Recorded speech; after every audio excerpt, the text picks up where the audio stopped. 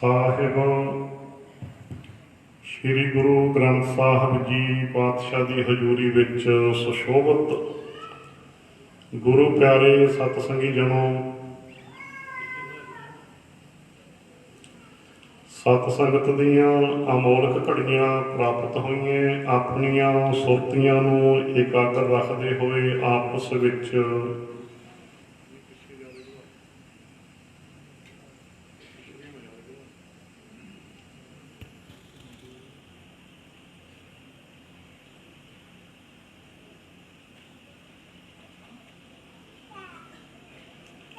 ਸਾਹਿਬ ਸ਼੍ਰੀ ਗੁਰੂ ਗ੍ਰੰਥ ਸਾਹਿਬ ਜੀ ਪਾਤਸ਼ਾਹ ਦੀ ਹਜ਼ੂਰੀ ਵਿੱਚ ਸੁਸ਼ੋਭਿਤ ਗੁਰੂ ਪਿਆਰੇ ਸਤਸੰਗੀ ਜਨੋ ਵਡਭਾਗੇ ਹਾਂ।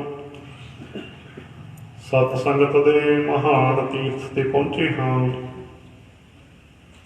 ਆਪਣੀਆਂ ਸੁਰਤੀਆਂ ਨੂੰ ਇਕਾਗਰ ਰੱਖਦੇ ਹੋਏ ਆਪਸ ਵਿੱਚ ਪਾਈਏ ਫਤਿਹ ਦੀ ਸਾਂਝ।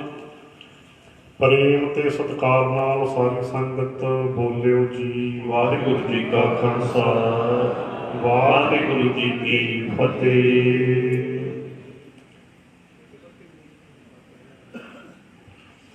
ਸਤ ਸੰਗਤ ਦੀਆਂ ਅਮੋਲਕ ਘੜੀਆਂ ਪ੍ਰਾਪਤ ਹੋਈਆਂ। ਇਸ ਤੋਂ ਪਹਿਲਾਂ ਆਪ ਜੀ ਨੇ ਬੀਬਾ ਕੁਲਦੀਪ ਕੌਰ ਕੋਲੋਂ ਕਥਾ ਸੁਣੀ ਹੈ।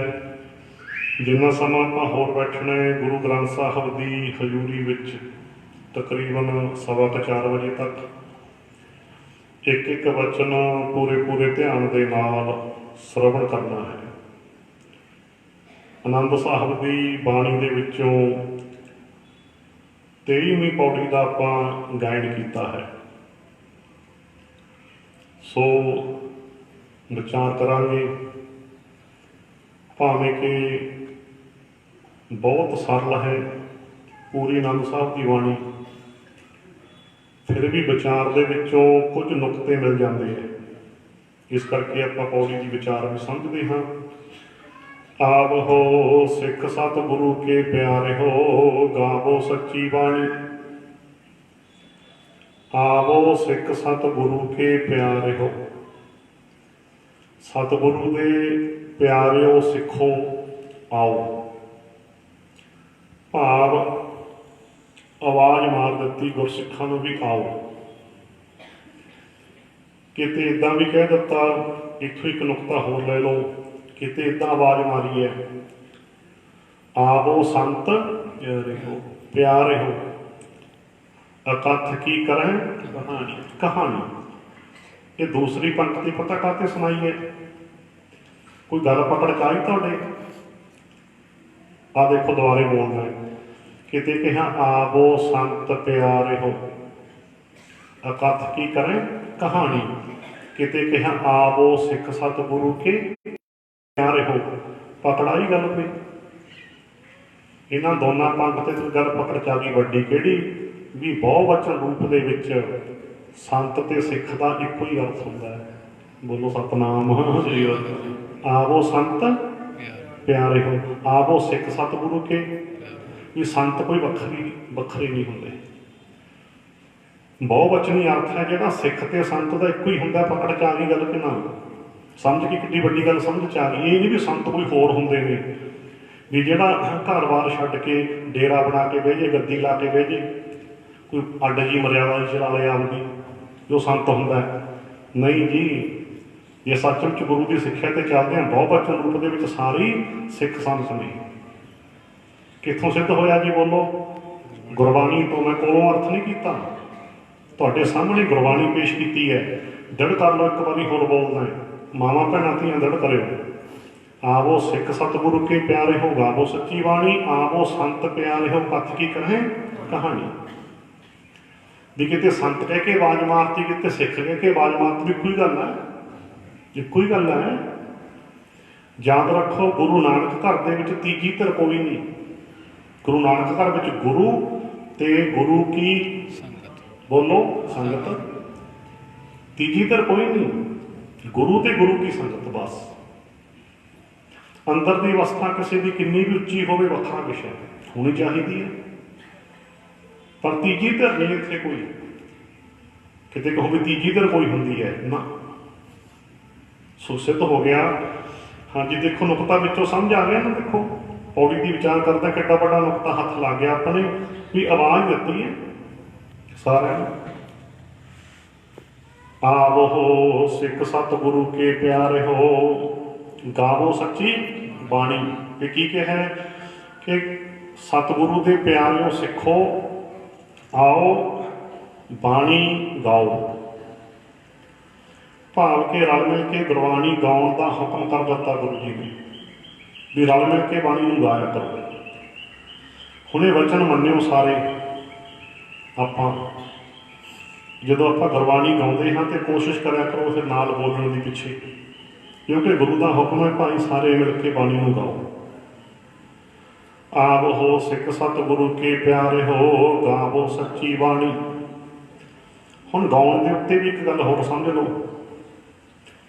भी की गुरबाणी नूं गा के सरजू नहीं, गाउणी है बाणी कोई शक नहीं, पर थां किवें पैंदी है गुरबाणी गाई थां कदों पैंदी है जे गाई हुई बाणी नूं समझ के मन लिया जाए तां गुरबाणी गाई हुई लेखे विच पैगी। प्रमाण पढ़ो, सेवक सिख पूजन सब आवहे, सब गावहे हर हर उत्तम बाणी। गावया सुनिया तिनका हर थाए पावै, जिन सतगुर की आज्ञा सत सत कर मानी। स्पष्ट हो गया जी। कहते बहुत आउंदे ने गुरु के दर ते, गाउंदे ने ठीक है, पर गाया ते सुनिया उन्हां दा परमेश्वर लेखे विच पाउंदा है जिहड़े सतगुर की आज्ञा नूं, आज्ञा कह लो सिक्ख्या कह लो वचन कह लो, जिहड़े गुरु की आज्ञा नूं सत सत करके मन लैंदे हैं। जिन सतगुर की आज्ञा सत सत कर मानी, मनण दा अर्थ की हुंदा कमाउणा। जो गुरु जी कहते हैं वो असीं करना है, इहनूं की कहते ने मनना। भाव के मनना प्रैक्टिकली हुंदा है, थ्योरीकली नहीं हुंदा। समझ गए ना भी मनना आई नहीं हुंदा कि सुनने वेले सिरजा हलाता अपन भुलेखा भी मन गया तो है ना लगू ना, जो सुनने वेले हंगूरा ही भरता कह लो भी कहता सिर नहीं हिला, बोल के भी कहता सत है जी ठीक है जी। नहीं भाई मनण का अर्थ करना सिल हिलाउणा ते हंगूरा भरना नहीं हुंदा। मनण का अर्थ हुंदा है जो गुरु जी कहते हैं असीं करना है। जिन्होंने बाणी च किदां कहा सुनत कमावत हो तो उधार, सुन के कमाउणा ही मनना हुंदा है। सो मनण का संबंध प्रैक्टिकल नाल है, थ्योरी नाल नहीं। कहण मात्र कह लो, कहण मात्र मनना नहीं। जिन्हां कामां तो गुरु जी रोकते हैं वो असीं छड्ड दित्ते, जो गुरु जी करने वास्ते कहते हैं वो असीं करना है। इसे नूं कहंदे ने कि गुरु नूं मनना है। ते जिहड़े भाई गा के सुन के मनदे है उन्हां दा ये गाया होया सुनिया होया परमेश्वर लेखे विच पा दिंदा है। ध्यान च रखियो। ते जे गा के मन्निया नहीं फिर उलांभा। उलामा कोई गावै रागी नादी बेदी बहु भांत कर नहीं हर हर भीजै राम राजी। जिन्ना अंतर कपट विकार है तिन्ना रोए, तिन्ना रोए क्या कीजै। कहते जिहड़े गाउंदे तां है पर जे अंदर दा कपट विकार नहीं गई बाणी सुन के गा के, कहते तेनों गाउण वाले नूं की रोईए। बोलो सतनाम कहते रोईए इह जिहां नूं, तिन्ना रोए क्या कीजिए। कहते होर की करिए हम रोईए। तेनों गुरु साहब कहते तू गाउंदा तां है मनदा तां है नहीं, तू रोईए तेनों किड्डा लांभा हो गया ना। सो इस करके भाई गाउण का भाव की है आपां समझ लिया। ਸੋ ਇਦਾਂ ਜੋ ਅਸੀਂ ਗੈਣ ਕਰਦੇ ਹਾਂ ਸਮਝਣਾ ਹੈ, ਮੰਨਣਾ ਹੈ। ਆਵੋ ਸਿੱਖ ਸਤਿਗੁਰੂ ਕੇ ਪਿਆਰੇ ਹੋ, ਗਾਵੋ ਸੱਚੀ ਬਾਣੀ। ਬਾਣੀ ਤਾਂ ਗਾਵੋ ਗੁਰੂ ਕੇਰੀ, ਬਾਣੀਆਂ ਸਿਰ ਬਾਣੀ। ਬਾਣੀ ਤਾਂ ਗਾਵੋ ਗੁਰੂ ਕੇਰੀ, ਬਾਣੀ ਗਾਉਣੀ ਹੈ ਤੇ ਗੁਰੂ ਦੀ ਬਾਣੀ ਗਾਉਣੀ ਹੈ। ਕਿਉਂ ਬਾਣੀਆਂ ਤਾਂ ਫਿਰ ਦੁਨੀਆ ਤੇ ਬਹੁਤ ਨੇ, ਪਰ ਅਸੀਂ ਬਾਣੀ ਗਾਉਣੀ ਹੈ ਕਿਹੜੀ? ਬਾਣੀ ਤਾਂ ਗਾਵੋ ਗੁਰੂ ਕੇਰੀ। ਗੁਰੂ ਕੇਰੀ ਭਾਵ ਗੁਰੂ ਦੀ, ਗੁਰੂ ਦੀ ਬਾਣੀ ਗਾਓ। ਗੁਰੂ ਦੀ ਬਾਣੀ ਕਿਹੜੀ ਹੈ? ਜੋ ਗੁਰੂ ਗ੍ਰੰਥ ਸਾਹਿਬ ਦੇ ਵਿੱਚ ਦਰਜ ਹੈ। ਸੋ ਬਾਣੀ ਤਾਂ ਗਾਵੋ ਗੁਰੂ ਕੇਰੀ, ਬਾਣੀਆਂ ਸਿਰ ਬਾਣੀ। ਇਹ ਜੋ ਗੁਰੂ ਦੀ ਬਾਣੀ ਹੈ ਇਹ ਹੋਰ ਸਾਰੀਆਂ ਬਾਣੀਆਂ ਤੋਂ ਸ਼੍ਰੋਮਣੀ ਹੈ, ਸ੍ਰੇਸ਼ਟ ਹੈ, ਬੈਸਟ ਹੈ। ਬਾਣੀ ਤਾਂ ਗਾਵੋ ਗੁਰੂ ਕੇਰੀ, ਬਾਣੀਆਂ ਸਿਰ ਬਾਣੀ। ਤੇ ਇਹ ਵੀ ਸੱਚ ਹੈ, ਕੋਈ ਮੰਨੇ ਜਾਂ ਨਾ ਮੰਨੇ ਵੱਖਰੀ ਗੱਲ ਹੈ। ਮੈਂ ਪੱਖਪਾਤ ਨਹੀਂ ਕਰ ਰਿਹਾ, ਭਾਵ ਕਿ ਮੈਂ ਇੱਦਾਂ ਦਾ ਗੱਲ ਨਹੀਂ ਕਰ ਰਿਹਾ ਜਿਵੇਂ ਆਮ ਕਹਾਵਤ ਬਣੀ ਹੈ ਨਾ ਵੀ ਹਰ ਕੋਈ ਆਪਣੇ ਭਾਂਡੇ ਨੂੰ ਸਲਾਉਂਦਾ ਹੈ। ਇੱਦਾਂ ਨਹੀਂ, ਇਹ ਸੱਚ ਹੈ ਕਿ ਦੁਨੀਆ ਦੇ ਉੱਤੇ ਇੱਕੋ ਹੀ ਬਾਣੀ ਹੈ ਗੁਰੂ ਗ੍ਰੰਥ ਸਾਹਿਬ ਦੀ, ਜੋ ਗੁਰੂ ਸਾਹਿਬ ਨੇ ਆਪਣੀ ਨਿਗਰਾਨੀ ਵਿੱਚ ਬੋਲੋ ਲਿਖਵਾਈ ਹੈ। ਦੁਨੀਆ ਦਾ ਕੋਈ ਵੀ ਧਰਮ ਗ੍ਰੰਥ ਸਤਿਪੁਰਸ਼ਾਂ ਦੀ ਨਿਗਰਾਨੀ ਵਿੱਚ ਲਿਖਿਆ ਹੀ ਨਹੀਂ ਗਿਆ। ਬੋਲੋ ਸਤਨਾਮ। ਸੱਚ ਹੈ ਨਾ ਤਾਂ ਜੀ। ਹੁਣ ਗੀਤਾ ਕ੍ਰਿਸ਼ਨ ਜੀ ਨੇ ਲਿਖਾਈ ਹੈ ਨਾ ਜੀ, ਇਹ ਸੱਚ ਹੈ। ਇਹ ਨਹੀਂ ਮੈਂ ਨਿੰਦਾ ਕਰ ਰਿਹਾ, ਮੈਂ ਸੱਚ ਹੈ। ਨਹੀਂ, ਉਹਨਾਂ ਨੇ ਆਪਣੀ ਨਿਗਰਾਨੀ ਵਿੱਚ ਨਹੀਂ ਲਿਖਾਈ। ਕੀ ਕੁਰਾਨ ਸ੍ਰੀ ਮੁਹੰਮਦ ਸਾਹਿਬ ਨੇ ਲਿਖਵਾਇਆ? ਨਹੀਂ, ਇਹ ਸੱਚ ਹੈ। ਪੁੱਛ ਸਕਦੇ ਹੋ ਤੁਸੀਂ ਕੀ ਬਾਈਬਲ ਕੀ ਕਹਾਂਗੇ, ਜੀਸਸ ਕਹਿ ਲਓ ਜਾਂ ਈਸਾ ਮਸੀਹ, ਖੁਸ਼ੀ ਕਹਿ ਲਓ, ਲਿਖਾਈ ਹੈ ਉਹਨਾਂ ਨੇ ਬਾਈਬਲ? ਨਹੀਂ ਜੀ, ਨਾ। ਮਹਾਤਮਾ ਬੁੱਧ ਨੇ ਕੋਈ ਗ੍ਰੰਥ ਨਹੀਂ ਲਿਖਵਾਇਆ। ਮਹਾਵੀਰ ਜੈਨ ਨੇ ਜੈਨੀਆਂ ਦਾ ਕੋਈ ਗ੍ਰੰਥ ਨਹੀਂ ਲਿਖਵਾਇਆ। ਹਾਂਜੀ, ਸੋ ਇੱਕੋ ਇੱਕ ਪੂਰੀ ਦੁਨੀਆ ਉੱਤੇ ਗੁਰੂ ਗ੍ਰੰਥ ਸਾਹਿਬ ਦੀ ਬਾਣੀ ਹੈ, ਜਿਹੜੀ ਪਹਿਲਾਂ ਤਾਂ ਪੰਜਵੇਂ ਪਾਤਸ਼ਾਹ ਜੀ ਨੇ ਭਾਈ ਗੁਰਦਾਸ ਜੀ ਤੋਂ ਕੋਲੇ ਰਹਿ ਕੇ ਲਿਖਵਾਈ ਨਾ, ਕੋਲੇ ਰਹਿ ਕੇ ਜਮਾ। ਫਿਰ ਜੋ ਸਰੂਪ ਹੁਣ ਗੁਰਗੱਦੀ ਤੇ ਸੁਸ਼ੋਭਤ ਹੈ, ਇਹ ਸਾਰੀ ਬਾਣੀ ਦਸ਼ਮੇਸ਼ ਪਿਤਾ ਜੀ ਨੇ ਭਾਈ ਮਨੀ ਸਿੰਘ ਨੂੰ ਲਿਖਾਰੀ ਬਣਾ ਕੇ ਲਿਖਾਈ। ਬੋਲੋ ਸਤਨਾਮ। ਸੱਚ ਹੈ ਨਾ ਜੀ, ਇਹ ਤਾਂ ਹੁਣ ਤੱਕ ਇਹ ਤਾਂ ਇਤਿਹਾਸਕ ਸੱਚ ਹੈ ਨਾ। ਇਸ ਕਰਕੇ ਸਾਨੂੰ ਸ਼ੁੱਧ ਸਰੂਪ ਦੇ ਵਿੱਚ ਬਾਣੀ ਪ੍ਰਾਪਤ ਹੈ। ਸੱਚਾ ਗਿਆਨ ਸਾਨੂੰ ਬਿਨਾਂ ਕਿਸੇ ਮਿਲਾਵਟ ਤੋਂ ਪ੍ਰਾਪਤ ਹੈ। ਸੋ ਇਹ ਕਹਿ ਲਓ ਇੱਕ ਬੜਾਪਣ ਹੈ, ਇਹ ਵਿਸ਼ੇਸ਼ ਗੱਲ ਹੈ ਗੁਰੂ ਗ੍ਰੰਥ ਸਾਹਿਬ ਦੀ ਬਾਣੀ ਦੇ ਸੰਬੰਧ ਵਿੱਚ। ਬਾਕੀ ਸਾਡੇ ਸਾਰੇ ਸਰੋਤਾਂ ਦੇ ਵਿੱਚ ਰਲਾਵਟ ਹੋਈ ਹੈ, ਬੜਾ ਕੁਛ ਹੋਇਆ। ਆਪਾਂ ਬਹੁਤ ਵਾਰੀ ਗੱਲ ਕੀਤੀ ਹੈ ਕਿ ਵੱਡੇ ਭਾਗ ਨੇ ਕਿ ਸਾਡੇ ਕੋਲ ਇੱਕ ਸੱਚਾ ਗਿਆਨ ਸ਼ੁੱਧ ਸਰੂਪ ਦੇ ਵਿੱਚ ਗੁਰੂ ਗ੍ਰੰਥ ਸਾਹਿਬ ਦੇ ਰੂਪ ਵਿੱਚ ਪ੍ਰਾਪਤ ਹੈ। ਇਹ ਸੱਚ ਹੈ। ਚਲੋ, ਇਸ ਕਰਕੇ ਭਾਈ ਗੁਰੂ ਦੀ ਬਾਣੀ ਨੂੰ ਗਾਓ, ਜੋ ਬਾਣੀ ਹੋਰ ਸਾਰੀਆਂ ਬਾਣੀਆਂ ਤੋਂ ਸ਼੍ਰੋਮਣੀ ਹੈ, ਸ੍ਰੇਸ਼ਟ ਹੈ, ਵਧੀਆ ਹੈ। ਬਾਣੀ ਤਾਂ ਗਾਵੋ ਗੁਰੂ ਕੇਰੀ, ਬਾਣੀਆਂ ਸਿਰ ਬਾਣੀ। ਜਿਨ ਕਉ ਨਦਰ ਕਰਮ ਹੋਵੈ, ਹਿਰਦੈ ਤਿੰਨਾ ਸਮਾਣੀ। ਜਿਨ ਕਉ ਨਦਰ ਕਰਮ ਹੋਵੈ, ਜਿਨ੍ਹਾਂ ਤੇ ਪਰਮੇਸ਼ਰ ਦੀ ਮਿਹਰ ਦੀ ਨਿਗਾਹ ਹੁੰਦੀ ਹੈ। ਨਦਰ ਦਾ ਅਰਥ ਕੀ ਹੁੰਦਾ? ਮਿਹਰ ਦੀ ਨਜ਼ਰ। ਕਰਮ ਦਾ ਅਰਥ ਕੀ ਹੁੰਦਾ? ਬਖਸ਼ਿਸ਼। ਜਿਨ੍ਹਾਂ ਤੇ ਪਰਮੇਸ਼ਰ ਦੀ ਮਿਹਰ ਦੀ ਨਜ਼ਰ ਹੈ, ਜਿਨ੍ਹਾਂ ਤੇ ਮਾਲਕ ਜੀ ਦੀ ਬਖਸ਼ਿਸ਼ ਹੈ, ਉਹਨਾਂ ਦੇ ਹਿਰਦੇ ਵਿੱਚ ਗੁਰਬਾਣੀ ਵਸਦੀ ਹੈ। ਜਿਨ ਕੋ ਨਦਰ ਕਰਮ ਹੋਵੈ, ਹਿਰਦੈ ਤਿੰਨਾ ਸਮਾਣੀ। ਤੇ ਪਰਮੇਸ਼ਰ ਦੀ ਬਖਸ਼ਿਸ਼ ਕਿਹਨਾਂ ਤੇ ਹੁੰਦੀ ਹੈ? ਉਹ ਤਾਂ ਬਖਸ਼ਿਸ਼ ਸਭ ਤੇ ਹੀ ਕਰਦਾ। ਇੱਥੇ ਭਾਵ ਕੀ ਹੈ? ਇੱਥੇ ਉਦਾਹਰਨ ਬਹੁਤ ਵਾਰ ਦਿੱਤੀ ਹੈ, ਫਿਰ ਦੇ ਦੇਵਾਂ। ਭਾਵ ਇਹ ਨਹੀਂ ਹੈ ਵੀ ਬੱਦਲ ਤਾਂ ਵਰਸਦਾ ਹੀ ਹੈ, ਜਿਹੜਾ ਭਾਂਡਾ ਸਿੱਧਾ ਹੈ ਉਹ ਭਰ ਜਾਂਦਾ ਹੈ, ਜਿਹੜਾ ਭਾਂਡਾ ਮੁੱਧਾ ਹੈ ਬੋਲੋ ਖਾਲੀ ਰਹਿ ਜਾਂਦਾ ਹੈ। ਭਾਵ ਇਹ ਨਹੀਂ ਹੈ ਜਿਹੜੇ ਵਚਨ ਮੰਨਦੇ ਹੈ ਉਹ ਭਾਂਡੇ ਭਰ ਜਾਂਦੇ ਆ, ਸਿੱਧੇ ਭਾਂਡੇ ਆ, ਸਨਮੁਖ ਹੈ ਗੁਰੂ ਦੇ। ਜਿਹੜਾ ਗੱਲ ਹੀ ਨਹੀਂ ਮੰਨਦਾ ਮੁੱਧਾ ਭਾਂਡਾ ਹੈ, ਕਿਰਪਾ ਤਾਂ ਵਰਤੀ ਜਾਂਦੀ ਹੈ, ਮੁੱਧਾ ਭਾਂਡਾ ਖਾਲੀ ਰਹਿੰਦਾ। ਬੋਲੋ ਸਤਨਾਮ। ਗੱਲ ਇਹ ਨਹੀਂ। ਗੱਲ ਇੰਨੀ ਹੈ।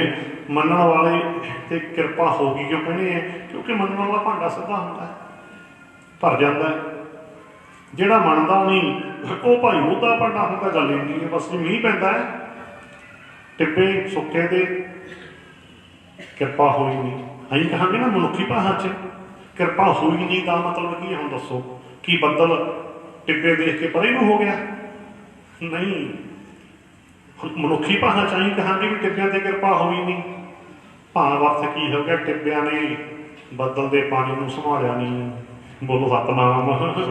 ਮਨੁੱਖੀ ਭਾਸ਼ਾ 'ਚ ਇੱਦਾਂ ਕਹਾਂਗੇ ਨਾ ਵੀ ਟਿੱਬਿਆਂ ਦੇ ਰਹਿ ਗਏ ਕਿਰਪਾ ਤੋਂ। ਭਾਵ ਅਰਥ ਕੀ ਹੈ? ਰਹਿ ਗਏ ਦਾ ਭਾਵ ਕੀ ਹੈ?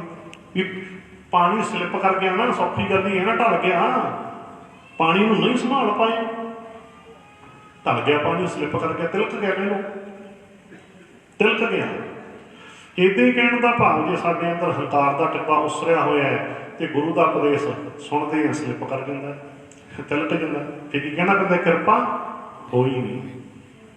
ਉਹਦਾ ਅਰਥ ਇਹ ਵੀ ਕੀਤੀ ਨਹੀਂ, ਹੋਈ ਨਹੀਂ। ਸਮਝ ਗਏ ਨਾ? ਹਾਂਜੀ। ਇਸ ਕਰਕੇ ਇੱਦਾਂ ਭਾਈ ਫਿਰ ਰਹਿ ਜਾਂਦੇ ਹਾਂ, ਇੱਦਾਂ ਰਹਿ ਜਾਂਦੇ ਹਾਂ। ਸੋ ਕਿਰਪਾ ਦੇ ਪਾਤਰ ਬਣਨਾ ਜ਼ਰੂਰੀ ਹੁੰਦਾ ਹੈ। ਪਾਤਰ ਕਹਿ ਲਓ, ਭਾਂਡਾ ਕਹਿ ਦਿੰਦੇ ਨਾ, ਜਿਵੇਂ ਮੰਗਤਾ ਹੁੰਦਾ ਨਾ ਵੀ ਖੈਰ ਤਾਂ ਪਾਉਂਦਾ ਤੂੰ, ਘੱਟੋ ਘੱਟ ਪਾਤਰ ਤਾਂ ਬਣ ਗਿਆ ਨਾ, ਵੀ ਇੱਦਾਂ ਬੁੱਕ ਤਾਂ ਕਰਦੇ। ਜਾਂ ਜੋ ਵੀ ਤੇਰੇ ਕੋਲ ਹੈ, ਜਾਂ ਖੱਪਰ ਕਹਿੰਦੇ ਦਿਨ ਦੀ ਪਵਾਉਂਦੇ ਹੁੰਦੇ ਨੇ, ਖੈਰ ਭਾਂਡਾ ਕਹਿ ਲਓ ਚੱਲ। ਸੋ ਇਹ ਤਾਂ ਹੋਣਾ ਚਾਹੀਦਾ ਨਾ, ਇਹ ਤਾਂ ਚਾਹੀਦਾ। ਇਸ ਕਰਕੇ ਚਲੋ ਇਹ ਗੱਲ ਆਪਾਂ ਸਮਝ ਲਈ। ਸੋ ਭਾਈ ਇਹ ਤਾਂ ਜਿਨ੍ਹਾਂ ਨੇ ਬਾਣੀ ਸੁਣੀ, ਮੰਨੀ, ਬਸ ਸਮਝ ਲਓ ਮਾਲਕ ਦੀ ਕਿਰਪਾ ਹੋ ਗਈ, ਬਖਸ਼ਿਸ਼ ਹੋ ਗਈ। ਹੁੰਦੀ ਮੰਨਣ ਵਾਲੇ ਤੇ ਹੈ, ਨਾ ਮੰਨਣ ਵਾਲੇ ਦਾ ਤਾਂ ਕੋਈ ਇਲਾਜ ਹੀ ਨਹੀਂ। ਗੱਲ ਹੀ ਖਤਮ ਹੈ। ਨਾ ਮੰਨਣ ਵਾਲੇ ਤੇ ਤਾਂ ਕੋਈ ਨਹੀਂ ਕਿਰਪਾ ਕਰ ਸਕਦਾ। ਲਿਖਿਆ ਨਾ ਕਬੀਰ ਸਾਚਾ ਸਤਿਗੁਰ ਕਿਆ ਕਰੇ, ਕੀ ਬਣੇ? ਸੱਚਾ ਸਤਿਗੁਰ ਕੀ ਕਰੇ? ਜੋ ਸਿੱਖਾਂ ਮੈਂ ਚੂਕ। ਜੇ ਸਿੱਖ ਦੇ ਵਿੱਚ ਘਾਟ ਹੈ, ਚੂਕ ਕਿਹੜੀ ਘਾਟ? ਅੰਧੇ ਏਕ ਨਾ ਲੱਗਈ ਜੋ ਬਾਂਸ ਵਜਾਈ ਹੈ ਫੂਕ। ਕਹਿੰਦੇ ਅੰਨੇ ਨੂੰ ਲੱਗਦਾ ਹੀ ਨਹੀਂ ਗੁਰੂ ਦਾ ਵਚਨ। ਗੁਰੂ ਦਾ ਵਚਨ ਤਾਂ ਆਏ ਵਿੱਚ ਲੰਘ ਜਾਂਦਾ ਹੈ, ਜਿਵੇਂ ਕਿ ਬਾਂਸ ਵਿੱਚ ਫੂਕ ਮਾਰ ਕੇ ਤੇ ਹਵਾ ਪਾਰ ਲੰਘ ਜਾਂਦੀ ਹੈ। ਥੋਥਾ ਹੁੰਦਾ ਨਾ ਵਿੱਚੋਂ। ਭਾਵ ਕਿ ਜਿਹੜੇ ਵਚਨ ਨਹੀਂ ਮੰਨਦੇ ਉਹ ਬਾਂਸ ਦੀ ਤਰ੍ਹਾਂ ਥੋਥੇ ਨੇ। ਗੁਰੂ ਦਾ ਵਚਨ ਕੰਨਾਂ ਕੋਲ ਦੀ ਇੱਦਾਂ ਲੰਘ ਜਾਂਦਾ ਹੈ, ਜਿਵੇਂ ਬਾਂਸ ਦੇ ਵਿੱਚ ਫੂਕ ਮਾਰ ਕੇ ਤੇ ਹਵਾ ਪਾਰ ਲੰਘ ਜਾਂਦੀ ਹੈ। ਅਸੀਂ ਵੀ ਗੁਰੂ ਦੇ ਵਚਨਾਂ ਨੂੰ ਬਹੁਤੇ ਦੁਨੀਆ ਕੰਨਾਂ ਦੇ ਕੋਲ ਦੀ ਨਿਭਾਉਂਦੇ, ਹਵਾ ਦੇ ਬੁੱਲੇ ਦੀ ਤਰ੍ਹਾਂ, ਜਿਵੇਂ ਕੋਈ ਹਵਾ ਦਾ ਬੁੱਲਾ ਲੰਘ ਗਿਆ ਐਂ ਨੱਕ ਬਣਦੇ। ਇਸ ਕਰਕੇ ਗੁਰੂ ਦੇ ਵਚਨਾਂ ਨੂੰ ਭਾਈ ਹਵਾ ਦੀ ਤਰ੍ਹਾਂ ਕੋਲ ਦੀ ਨਾ ਲੰਘਾਈਏ, ਧਿਆਨ ਲਾ ਕੇ ਸੁਣੀਏ ਤੇ ਸੁਣ ਕੇ ਮੰਨੀਏ। ਬਸ ਕਿਰਪਾ ਬਖਸ਼ਿਸ਼ ਹੋ ਗਈ, ਬਖਸ਼ਿਸ਼ ਹੋ ਗਈ। ਜਿਨ ਕੋ ਨਦਰ ਕਰਮ ਹੋਵੈ ਹਿਰਦੈ ਤਿਨਾ ਸਮਾਣੀ। ਪੀਵੋ ਅੰਮ੍ਰਿਤ ਸਦਾ ਰਹੋ ਹਰ ਰੰਗ ਜਪਿ ਹੋ ਸਾਰਿੰਗ ਪਾਣੀ। ਪੀਵੋ ਅੰਮ੍ਰਿਤ, ਗੁਰਬਾਣੀ ਦੇ ਗਿਆਨ ਅੰਮ੍ਰਿਤ ਨੂੰ ਪੀਓ। ਪੀਤਾ ਕਿਵੇਂ ਜਾਂਦਾ? ਜਦੋਂ ਅਸੀਂ ਗੁਰਬਾਣੀ ਬੋਲਦੇ ਹਾਂ, ਆਪਾਂ ਜੀਵਨਾ ਪੜ੍ਹਦੇ ਹਾਂ ਕਹਿ ਲਓ, ਤੇ ਧਿਆਨ ਲਾ ਕੇ ਸੁਣਦੇ ਹਾਂ, ਤਾਂ ਸਾਡਾ ਮਨ ਗੁਰਬਾਣੀ ਦੇ ਗਿਆਨ ਅੰਮ੍ਰਿਤ ਨੂੰ ਪੀਂਦਾ ਹੈ। ਇਹ ਗਿਆਨ ਅੰਮ੍ਰਿਤ ਪੀਣਾ ਕਿਹਨੇ ਹੈ? ਮਨ ਨੇ। ਮਨ ਨੇ। ਤਨ ਦੀ ਖੁਰਾਕ ਭੋਜਨ ਹੈ, ਮਨ ਦੀ ਖੁਰਾਕ ਗਿਆਨ ਹੈ। ਇਹ ਅੰਮ੍ਰਿਤ ਕਿਹਨੇ ਪੀਣਾ? ਮਨ ਨੇ ਪੀਣਾ। ਛਕਣਾ, ਨਿੱਤ ਛਕਿਆ ਕਰੋ ਅੰਮ੍ਰਿਤ। ਨਿੱਤ ਛਕਣਾ ਹੈ ਨਾ, ਛਕੂ ਉਹੀ ਜਿਹਨੂੰ ਗੁਰਬਾਣੀ ਚੰਗੀ ਲੱਗਦੀ ਹੈ। ਇੱਦਾਂ ਲਿਖਿਆ ਨਾ, ਜਿਨਾ ਗੁਰਬਾਣੀ ਮਨ ਭਾਈਆ ਅੰਮ੍ਰਿਤ ਛਕ ਛਕੇ। ਜਿਨ੍ਹਾਂ ਦੇ ਮਨ ਨੂੰ ਗੁਰਬਾਣੀ ਚੰਗੀ ਲੱਗ ਗਈ, ਉਹਨਾਂ ਨੇ ਸਮਝ ਲਓ ਬਾਣੀ ਦਾ ਅੰਮ੍ਰਿਤ ਛਕ ਲਿਆ। ਬੋਲੋ ਸਤਿਨਾਮ। ਆਪਾਂ ਕਦੇ ਨਾ ਭੁੱਲੀਏ ਕਿਤੇ ਨਾਮ ਕਿ ਅਸੀਂ ਬਾਣੀ ਤੋਂ ਬਾਹਰ ਦੀ ਗੱਲ ਕਦੇ ਸੁਣਾਈ। ਹਾਂ ਭੁੱਲ ਹੋ ਸਕਦੀ ਹੈ, ਉਹ ਤੁਸੀਂ ਛੱਡ ਦਿਓ। ਦੇਖੋ ਛਕ ਲਿਆ ਨਾ, ਦੇਖ ਪੜ੍ਹੋ ਦੁਬਾਰੇ। ਜਿੰਨਾ ਗੁਰਬਾਣੀ ਮਨ ਭਾਈਆ, ਭਾਈ ਦਾ ਭਾਵ ਚੰਗੀ ਲੱਗੀ, ਭਾਈਆ ਅੰਮ੍ਰਿਤ ਛਕ ਛਕੇ। ਉਸਦੇ ਮਨ ਨੇ ਸਮਝ ਲਓ ਛਕ ਲਿਆ ਅੰਮ੍ਰਿਤ। ਉਹਦੇ ਮਨ ਨੇ ਗੁਰਬਾਣੀ ਦਾ ਅੰਮ੍ਰਿਤ ਪੀ ਲਿਆ। ਪੀਣਾ ਛਕਣਾ ਇੱਕੋ ਹੀ ਗੱਲ ਹੈ ਨਾ, ਛਕ ਲਿਆ। ਏਦਾਂ ਭਾਈ ਨਿੱਤ ਗੁਰਬਾਣੀ ਦੇ ਅੰਮ੍ਰਿਤ ਨੂੰ ਛਕਣਾ ਹੈ ਮਨ ਨੇ। ਖੰਡੇ ਦੀ ਪਹੁਲ ਛਕ ਕੇ ਅਸੀਂ ਗੁਰੂ ਗ੍ਰੰਥ ਸਾਹਿਬ ਦੇ ਲੜ ਲੱਗਦੇ ਹਾਂ ਨਾ, ਤੇ ਅੰਮ੍ਰਿਤ ਨਿਤ ਛਕਣਾ ਹੈ। ਗਿਆਨ ਦਾ ਅੰਮ੍ਰਿਤ ਮਨ ਨਿਤ ਛਕਣਾ ਹੈ। ਖੰਡੇ ਦੀ ਪਹੁਲ ਸਾਡਾ ਇੱਕ ਕੌਮੀ ਸੰਸਕਾਰ ਹੈ। ਸਮਝ ਗਏ? ਆਪਣਾ ਵਿਸ਼ਾ ਨਹੀਂ, ਪਰ ਅੱਜ ਵਿੱਚੋਂ ਇਸ਼ਾਰਾ ਦਿੱਤਾ। ਖੰਡੇ ਦੀ ਪਹੁਲ ਸਾਡਾ ਇੱਕ ਕੌਮੀ ਸੰਸਕਾਰ ਹੈ, ਕੋਈ ਸ਼ੱਕ ਨਹੀਂ। ਪਰ ਮਨ ਨੇ ਗੁਰਬਾਣੀ ਦਾ ਅੰਮ੍ਰਿਤ ਨਿਤ ਪੀਣਾ ਹੈ, ਨਿਤ ਪੀਣਾ ਹੈ। ਜੇ ਗੁਰਬਾਣੀ ਦਾ ਅੰਮ੍ਰਿਤ ਨਹੀਂ ਪੀਂਦਾ ਤਾਂ ਕਈ ਖੰਡੇ ਦੀ ਪਹੁਲ ਛਕ ਕੇ ਵੀ ਫੇਲ ਹੋ ਜਾਂਦੇ ਨੇ। ਬੋਲੋ ਸਤਿਨਾਮ। ਗੁੱਸਾ ਨਾ ਕਰਿਓ, ਸੱਚ ਹੈ। ਫੇਲ ਜਿਵੇਂ ਦਾਖਲਾ ਲੈ ਕੇ ਵੀ ਪੜ੍ਹਾਈ ਨਾ ਕਰੇ ਫੇਲ ਹੀ ਹੁੰਦਾ ਨਾ। ਕਿ ਮੰਨ ਲਓ MBBS ਵਿੱਚ ਦਾਖਲਾ ਲੈ ਲਿਆ ਪਰ ਅੱਗੇ ਨਹੀਂ ਪੜ੍ਹਿਆ, ਡਾਕਟਰ ਬਣ ਗਿਆ? ਨਹੀਂ, ਐਂ ਕਹਾਂਗੇ ਭਾਈ ਡਾਕਟਰੀ ਵਿੱਚ ਦਾਖਲਾ ਤਾਂ ਮਿਲ ਗਿਆ ਸੀ ਪਰ ਫੇਲ ਹੋ ਗਿਆ। ਬਣਿਆ ਤਾਂ ਨਹੀਂ ਨਾ, ਦਾਖਲਾ ਤਾਂ ਲਿਆ ਸੀ ਪਰ ਡਾਕਟਰ ਬਣਿਆ ਤਾਂ ਨਹੀਂ ਨਾ। ਸੌਖੀ ਢੰਗ ਨਾਲ ਮੇਰੇ ਨਾਲ ਸ਼ਾਇਦ ਸਮਝ ਗਏ। ਸੋ ਇਸ ਕਰਕੇ ਭਾਈ ਨਿਤ ਪੀਓ ਅੰਮ੍ਰਿਤ, ਅੰਮ੍ਰਿਤ ਨਿਤ ਛਕਣਾ ਹੈ। ਇਹ ਵੀ ਇੱਕ ਵਾਰੀ ਛਕ ਲਿਆ ਬਸ ਨਹੀਂ ਜੀ, ਨਿਤ ਛਕਣਾ ਹੈ। ਮਨ ਨੇ ਨਿਤ ਪੀਣਾ, ਨਿਤ ਠਗਾਵੋ ਕੀ ਬਾਣੀ, ਨਿਤ ਡੇਲੀ ਹਰ ਰੋਜ਼, ਕਦੇ ਕਦੇ ਨਹੀਂ। ਨਿਤ ਠਗਾਵੋ ਪ੍ਰਭ ਕੀ ਬਾਣੀ, ਆਠ ਪਹਿਰ ਹਰ ਸਿਮਰੋ ਪ੍ਰਾਣੀ, ਨਿਤ ਛਕੋ। ਸੋ ਇਸ ਕਰਕੇ ਗੁਰੂ ਜੀ ਕਹਿੰਦੇ ਭਾਈ ਇਸ ਅੰਮ੍ਰਿਤ ਨੂੰ ਪੀਓ, ਪੀਣਾ ਹੈ। ਭਾਵ ਜੀਭ ਨਾਲ ਬੋਲਣਾ ਹੈ, ਧਿਆਨ ਲਾ ਕੇ ਸੁਣਨਾ ਹੈ। ਜੋ ਜੀਭ ਬੋਲਦੀ ਹੈ, ਸੁਰਤ ਸੁਣਦੀ ਹੈ, ਤਾਂ ਉਹ ਗਿਆਨ ਅੰਮ੍ਰਿਤ ਕਿੱਥੇ ਜਾਂਦਾ ਹੈ? ਮਨ ਦੇ ਮੁੱਖ ਵਿੱਚ। ਮਨ ਦੇ ਮੁੱਖ ਵਿੱਚ ਮਨ ਨੇ ਅੰਮ੍ਰਿਤ ਪੀ ਲਿਆ। ਪੀਵੋ ਅੰਮ੍ਰਿਤ ਸਦਾ ਰਹੋ ਹਰ ਰੰਗ, ਏਦਾਂ ਹਰੀ ਪਰਮੇਸ਼ਰ ਦੇ ਰੰਗ ਵਿੱਚ ਰੰਗੇ ਰਹੋ, ਰੱਬ ਦੇ ਪਿਆਰ ਦੇ ਵਿੱਚ ਰੰਗੇ ਰਹੋ। ਇਹ ਗਿਆਨ ਅੰਮ੍ਰਿਤ ਪੀਂਦੇ ਰਹੋ, ਰੱਬੀ ਰੰਗ ਵਿੱਚ ਰੰਗੇ ਰਹੋ। ਪੀਵੋ ਅੰਮ੍ਰਿਤ ਸਦਾ ਰਹੋ ਹਰ ਰੰਗ, ਜਪਿਓ ਸਾਰਿੰਗ ਪਾਣੀ। ਏਦਾਂ ਇਸ ਮਾਲਕ ਪਰਮੇਸ਼ਰ ਦੇ ਨਾਮ ਨੂੰ ਜਪੋ। ਜਪਿਓ ਸਾਰਿੰਗ ਪਾਣੀ, ਕਾਹੈ ਨਾਨਕ ਸਦਾ ਗਾਵੋ। ਸਦਾ ਦੀ ਗੱਲ ਆ ਗਈ ਨਾ, ਫਿਰ ਸਦਾ ਹੀ ਗਾਓ। ਸਦਾ ਹੈ ਨਿਤ। ਸਹਿਜ ਪਾਠ ਤਾਂ ਚੱਲਦਾ ਹੀ ਰਹੇ। ਨਿਤ ਥੋੜ੍ਹੀ ਥੋੜ੍ਹੀ ਬਾਣੀ ਪੜ੍ਹੋ, ਨਿਤ ਬਾਣੀ ਦੀ ਵਿਚਾਰ ਕਰੋ। ਸਦਾ ਕਾਹੈ ਨਾਨਕ ਸਦਾ ਗਾਵੋ। ਇਹ ਸੱਚੀ ਬਾਣੀ, ਇਹ ਸੱਚੀ ਬਾਣੀ ਨੂੰ ਭਾਈ ਸਦਾ ਗਾਓ। ਸਦਾ ਗੁਰਬਾਣੀ ਨਾਲ ਜੁੜੇ ਰਹੋ, ਫਿਰ ਹੀ ਸਾਡਾ ਜੀਵਨ ਹੈ ਜੋ ਇਹ ਮਹਾਨ ਬਣਦਾ ਹੈ। ਇੱਥੋਂ ਤੱਕ 23ਵੀਂ ਪੌੜੀ ਦੀ ਆਪਾਂ ਵਿਚਾਰ ਕੀਤੀ ਹੈ ਆਨੰਦ ਸਾਹਿਬ ਦੀ ਬਾਣੀ ਦੇ ਵਿੱਚੋਂ। ਹੁਣ ਆਪਾਂ ਇੱਕ ਸ਼ਲੋਕ ਲੈਂਦੇ ਹਾਂ ਸੂਹੀ ਦੀ ਵਾਰ ਦੇ ਵਿੱਚੋਂ। ਇਹਦੀ ਥੋੜ੍ਹੀ ਜਿਹੀ ਵਿਚਾਰ ਕਰਾਂਗੇ। ਬਹੁਤ ਸੁਚੇਤ ਕੀਤਾ ਗੁਰੂ ਸਾਹਿਬ ਜੀ ਨੇ। ਬਚਨ ਥੋੜ੍ਹੇ ਤਿੱਖੇ ਜ਼ਰੂਰ ਹੈ ਪਰ ਕੰਮ ਬੜੇ ਹੋਣਗੇ। ਤੇ ਦੱਸਣਾ ਪੈਂਦਾ ਨਾ ਵੀ ਗੁਰਬਾਣੀ ਦੇ ਵਿੱਚ ਤਿੱਖੇ ਵਚਨ ਵੀ ਨੇ, ਸਖਤ ਵਚਨ। ਉੱਥੇ ਹੀ ਨਹੀਂ ਹੁੰਦਾ ਵੀ ਕੋਈ ਗੱਲ ਸਖਤ ਆ ਗਈ ਵੀ ਅਸੀਂ ਕਹਿ ਦਈਏ ਵੀ ਤਾਂ ਨਿੰਦਾ ਕਰ ਦਿੱਤੀ ਜਾਂ ਰੁੱਖਾ ਬੋਲ ਦਿੱਤਾ। ਨਹੀਂ, ਇਸ ਗੱਲ ਤੋਂ ਸੁਚੇਤ ਹੋਣਾ। ਚਲੋ ਆਪਾਂ ਵਿਚਾਰ ਸ਼ੁਰੂ ਕਰੀਏ, ਤੁਹਾਨੂੰ ਪਤਾ ਲੱਗ ਜਾਊਗਾ। ਸ਼ਲੋਕ ਮਹਿਲਾ ਪਹਿਲਾ। ਇਹ ਗੁਰੂ ਨਾਨਕ ਸਾਹਿਬ ਦੇ ਬਚਨ ਨੇ। ਸ਼ਲੋਕ ਮਹਿਲਾ ਪਹਿਲਾ ਸੂਹੀ ਦੀ ਵਾਰ ਦੇ ਵਿੱਚ ਜਾ ਕੇ ਤੁਸੀਂ ਦੁਬਾਰੇ ਵੀ ਪੜ੍ਹ ਸਕਦੇ ਹੋ। ਚੋਰਾਂ ਜਾਰਾਂ ਰੰਡੀਆਂ ਕੋਟਨੀਆਂ ਦੀਵਾਨ, ਬੇਦੀਨਾ ਕੀ ਦੋਸਤੀ ਬੇਦੀਨਾ ਕਾ ਖਾਨ, ਸਿਫਤੀ ਸਾਰ ਨਾ ਜਾਣਨੀ ਸਦਾ ਵਸੈ ਸੈਤਾਨ, ਗਧਾ ਚੰਦਨ ਖੌਲੀਐ ਭੀਸਾਹੂ ਸਿਉ ਪਾਣ, ਨਾਨਕ ਕੂੜੈ ਕੱਤਿਐ ਕੂੜਾ ਤਣੀਐ ਤਾਣ, ਕੂੜਾ ਕੱਪੜ ਕੱਛੀਐ ਕੂੜਾ ਪਹਿਨਣ ਮਾਨ।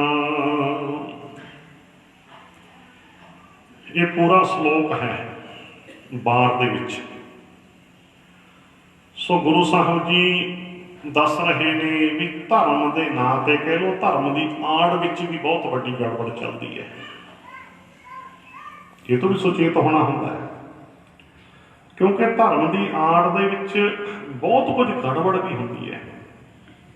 ਜੇ ਮਨੁੱਖ ਗਿਆਨਵਾਨ ਨਾ ਹੋਵੇ ਤਾਂ ਧਰਮ ਦੇ ਨਾਂ ਦੇ ਉੱਤੇ ਵੀ ਗੁੰਮਰਾਹ ਹੋ ਜਾਂਦਾ ਹੈ, ਲੁੱਟਿਆ ਜਾਂਦਾ ਹੈ ਤਨ ਮਨ ਧਨ। ਇਸ ਕਰਕੇ ਗੁਰੂ ਨਾਨਕ ਬਾਬਾ ਜੀ ਆਪਾਂ ਨੂੰ ਸੁਚੇਤ ਕਰਦੇ ਨੇ। ਗੁਰੂ ਨਾਨਕ ਸਾਹਿਬ ਜੀ ਕਹਿੰਦੇ ਪਤਾ ਕੀ ਹੁੰਦਾ ਹੈ, ਕਰਪਟ ਕਿਸਮ ਦੇ ਆਦਮੀ। ਇੱਥੇ ਅਗਲੀ ਜਿਹੜੀ ਗੱਲ ਕਹੀ ਉਹ ਤੋਂ ਪਹਿਲਾਂ ਮੈਂ ਇੱਕ ਗੱਲ ਕਹਿ ਦਿਆਂ ਤਾਂ ਕਿ ਗੱਲ ਸਮਝ 'ਚ ਆ ਜੇ। ਠੀਕ ਹੈ, ਆਮ ਤੌਰ 'ਤੇ ਮਾਤਾ, ਭੈਣ, ਧੀ ਸਤਿਕਾਰ ਹੈ, ਪਰ ਇੱਕ ਜਾਣੀ ਕਿ ਕੁਝ ਉੱਦਾਂ ਦੀਆਂ ਔਰਤਾਂ ਹੁੰਦੀਆਂ, ਇਹ ਇਸ ਸ਼ਬਦ ਵਿੱਚ ਉਹ ਵਰਣਨ ਕੀਤਾ ਹੈ ਕਿ ਮਾੜੀ ਨੂੰ ਮਾੜਾ ਕਹਿਣਾ ਨਿੰਦਾ ਨਹੀਂ ਹੁੰਦੀ। ਚਲੋ ਆਪਾਂ ਹੁਣ ਸਮਝ ਰਹੇ ਸੀ ਚੋਰਾਂ ਜਾਰਾਂ ਰੰਡੀਆਂ ਕੁੱਟਣੀਆਂ ਦੀਵਾਨ। ਦੀਵਾਨ ਦਾ ਅਰਥ ਹੁੰਦਾ ਮਹਿਫਲ। ਕਹਿੰਦੇ ਭਾਈ ਚੋਰਾਂ ਦੀ, ਯਾਰਾਂ ਦੀ, ਰੰਡੀਆਂ ਦਾ ਭਾਵ ਬੇਸਵਾ ਕਿਸਮ ਦੀਆਂ ਔਰਤਾਂ, ਕੁੱਟਣੀਆਂ ਦਾ ਅਰਥ ਦਲਾਲਬਾਜ਼ ਔਰਤਾਂ। ਦਲਾਲਬਾਜ਼ ਕਹਿੰਦੇ ਕੁਝ ਦਲਾਲਬਾਜ਼ ਔਰਤਾਂ ਕੀ ਕਰਦੀਆਂ, ਕਿਸੇ ਪਖੰਡੀ ਨੂੰ ਲੱਭ ਲੈਂਦੀਆਂ, ਕਿਸੇ ਪਖੰਡੀ ਨੂੰ ਲੱਭ ਲੈਂਦੀਆਂ ਤੇ ਇਹਨਾਂ ਦੀ ਫਿਰ ਆਪਸ ਵਿੱਚ ਇੱਕ ਮਹਿਫਲ ਬਣ ਜਾਂਦੀ ਹੈ, ਇਹਨਾਂ ਦੀ ਆਪਸ ਵਿੱਚ ਇੱਕ ਮਿਲੀ ਭੁਗਤ ਹੋ ਜਾਂਦੀ ਹੈ, ਹੁੰਦੀ ਮਿਲੀ ਭੁਗਤ ਹੈ। ਤਾਂ ਫਿਰ ਉਹ ਮਹਿਫਲ ਲੱਗਦੀ ਕਿੱਥੇ ਹੈ, ਧਰਮ ਦੀ ਆੜ ਵਿੱਚ ਕੋਈ ਡੇਰਾ ਬਣਾ ਲਿਆ ਜਾਂਦਾ ਹੈ, ਉੱਥੇ ਫਿਰ ਇਹਨਾਂ ਮਾੜਿਆਂ ਦੀ ਮਹਿਫਲ ਲੱਗਦੀ ਹੈ। ਚਲਦੀ ਧਰਮ ਦੀ ਆੜ ਵਿੱਚ ਹੈ, ਡੇਰੇ ਦੀ ਆੜ ਵਿੱਚ ਹੈ, ਡੇਰੇ ਦੀ ਆੜ ਵਿੱਚ। ਤੇ ਅੱਜ ਤਾਂ ਸਪਸ਼ਟ ਹੋ ਚੁੱਕਿਆ ਸਮੇਂ ਦੇ ਨਾਲ ਵੀ ਡੇਰਿਆਂ ਦੀਆਂ ਗੁਫਾਵਾਂ ਵਿੱਚ ਕੀ ਚੱਲਦਾ ਹੈ, ਤਕਰੀਬਨ ਸਪਸ਼ਟ ਹੋ ਹੀ ਚੁੱਕਿਆ। ਖੈਰ ਮੈਂ ਤਾਂ ਕਈ ਵਾਰ ਕਹਿੰਦਾ ਹੁੰਦਾ ਹਾਂ ਮੇਰਾ ਭਾਰਤ ਦੇਸ਼ ਬਹੁਤ ਮਹਾਨ ਹੈ, ਕਿਉਂਕਿ ਇੱਥੋਂ ਦੀਆਂ ਜੇਲ੍ਹਾਂ ਦੇ ਵਿੱਚ ਵੀ ਮਹਾਤਮਾ ਰਹਿੰਦੇ ਹੈ। ਬੋਲੋ ਸਤਿਨਾਮ। ਬਾਪੂ ਆਸਾ ਰਾਮ ਜੀ, ਰਾਮ ਰਹੀਮ ਜੀ, ਹੋਰ ਬੜੇ ਕਈ ਨੇ। ਬਹੁਤ ਮਹਾਨ ਹੈ ਮੇਰਾ ਦੇਸ਼ ਭਾਰਤ, ਬਹੁਤ। ਕਿਉਂਕਿ ਇੱਥੇ ਤਾਂ ਭਾਈ ਜੇਲ੍ਹਾਂ ਦੇ ਵਿੱਚ ਵੀ ਬੜੇ ਬੜੇ ਮਹਾਤਮਾ ਰਹਿੰਦੇ ਆ। ਜੇਲ੍ਹਾਂ 'ਚ ਕੋਈ ਮਾਮੂਲੀ ਬੰਦੇ ਥੋੜ੍ਹਾ ਰਹਿੰਦੇ ਆ। ਕਮਾਲ ਹੋ ਗਈ ਨਾ, ਦੇਸ਼ ਬਹੁਤ ਮਹਾਨ, ਜੇਲ੍ਹਾਂ 'ਚ ਵੀ ਮਹਾਤਮਾ, ਕਮਾਲ ਹੋ ਗਈ। ਚਲੋ ਕਹਿਣ ਦਾ ਭਾਵ ਵੀ ਸਪਸ਼ਟ ਹੋ। ਚਲੋ ਸਮੇਂ ਦੇ ਨਾਲ ਪਰ ਗੁਰੂ ਨਾਨਕ ਸਾਹਿਬ ਦੇਖੋ ਕਿੰਨਾ ਸਮਾਂ ਪਹਿਲਾਂ, ਇਹ ਤਾਂ ਕੁਝ ਮਾੜੇ ਬੰਦੇ ਤੇ ਮਾੜੀਆਂ ਔਰਤਾਂ ਦੀਆਂ ਮਹਿਫਲਾਂ ਲੱਗਦੀਆਂ ਬਹੁਤ ਥਾਵਾਂ ਦੇ ਉੱਤੇ। ਧਰਮ ਦੀ ਆੜ ਦੇ ਵਿੱਚ ਡੇਰਾ ਬਣਾ ਲਿਆ ਜਾਂਦਾ ਹੈ, ਉੱਥੇ ਫਿਰ ਮਹਿਫਲਾਂ ਸੱਜਦੀਆਂ। ਚੋਰਾਂ ਦਾ ਭਾਵ ਸਮਝ ਗਏ ਨਾ, ਵੀ ਜਿਹੜੇ ਕਿ ਧਰਮ ਦੀ ਆੜ ਵਿੱਚ ਲੋਕਾਂ ਦੀ ਸ਼ਰਧਾ ਨੂੰ ਲੁੱਟਦੇ ਆ।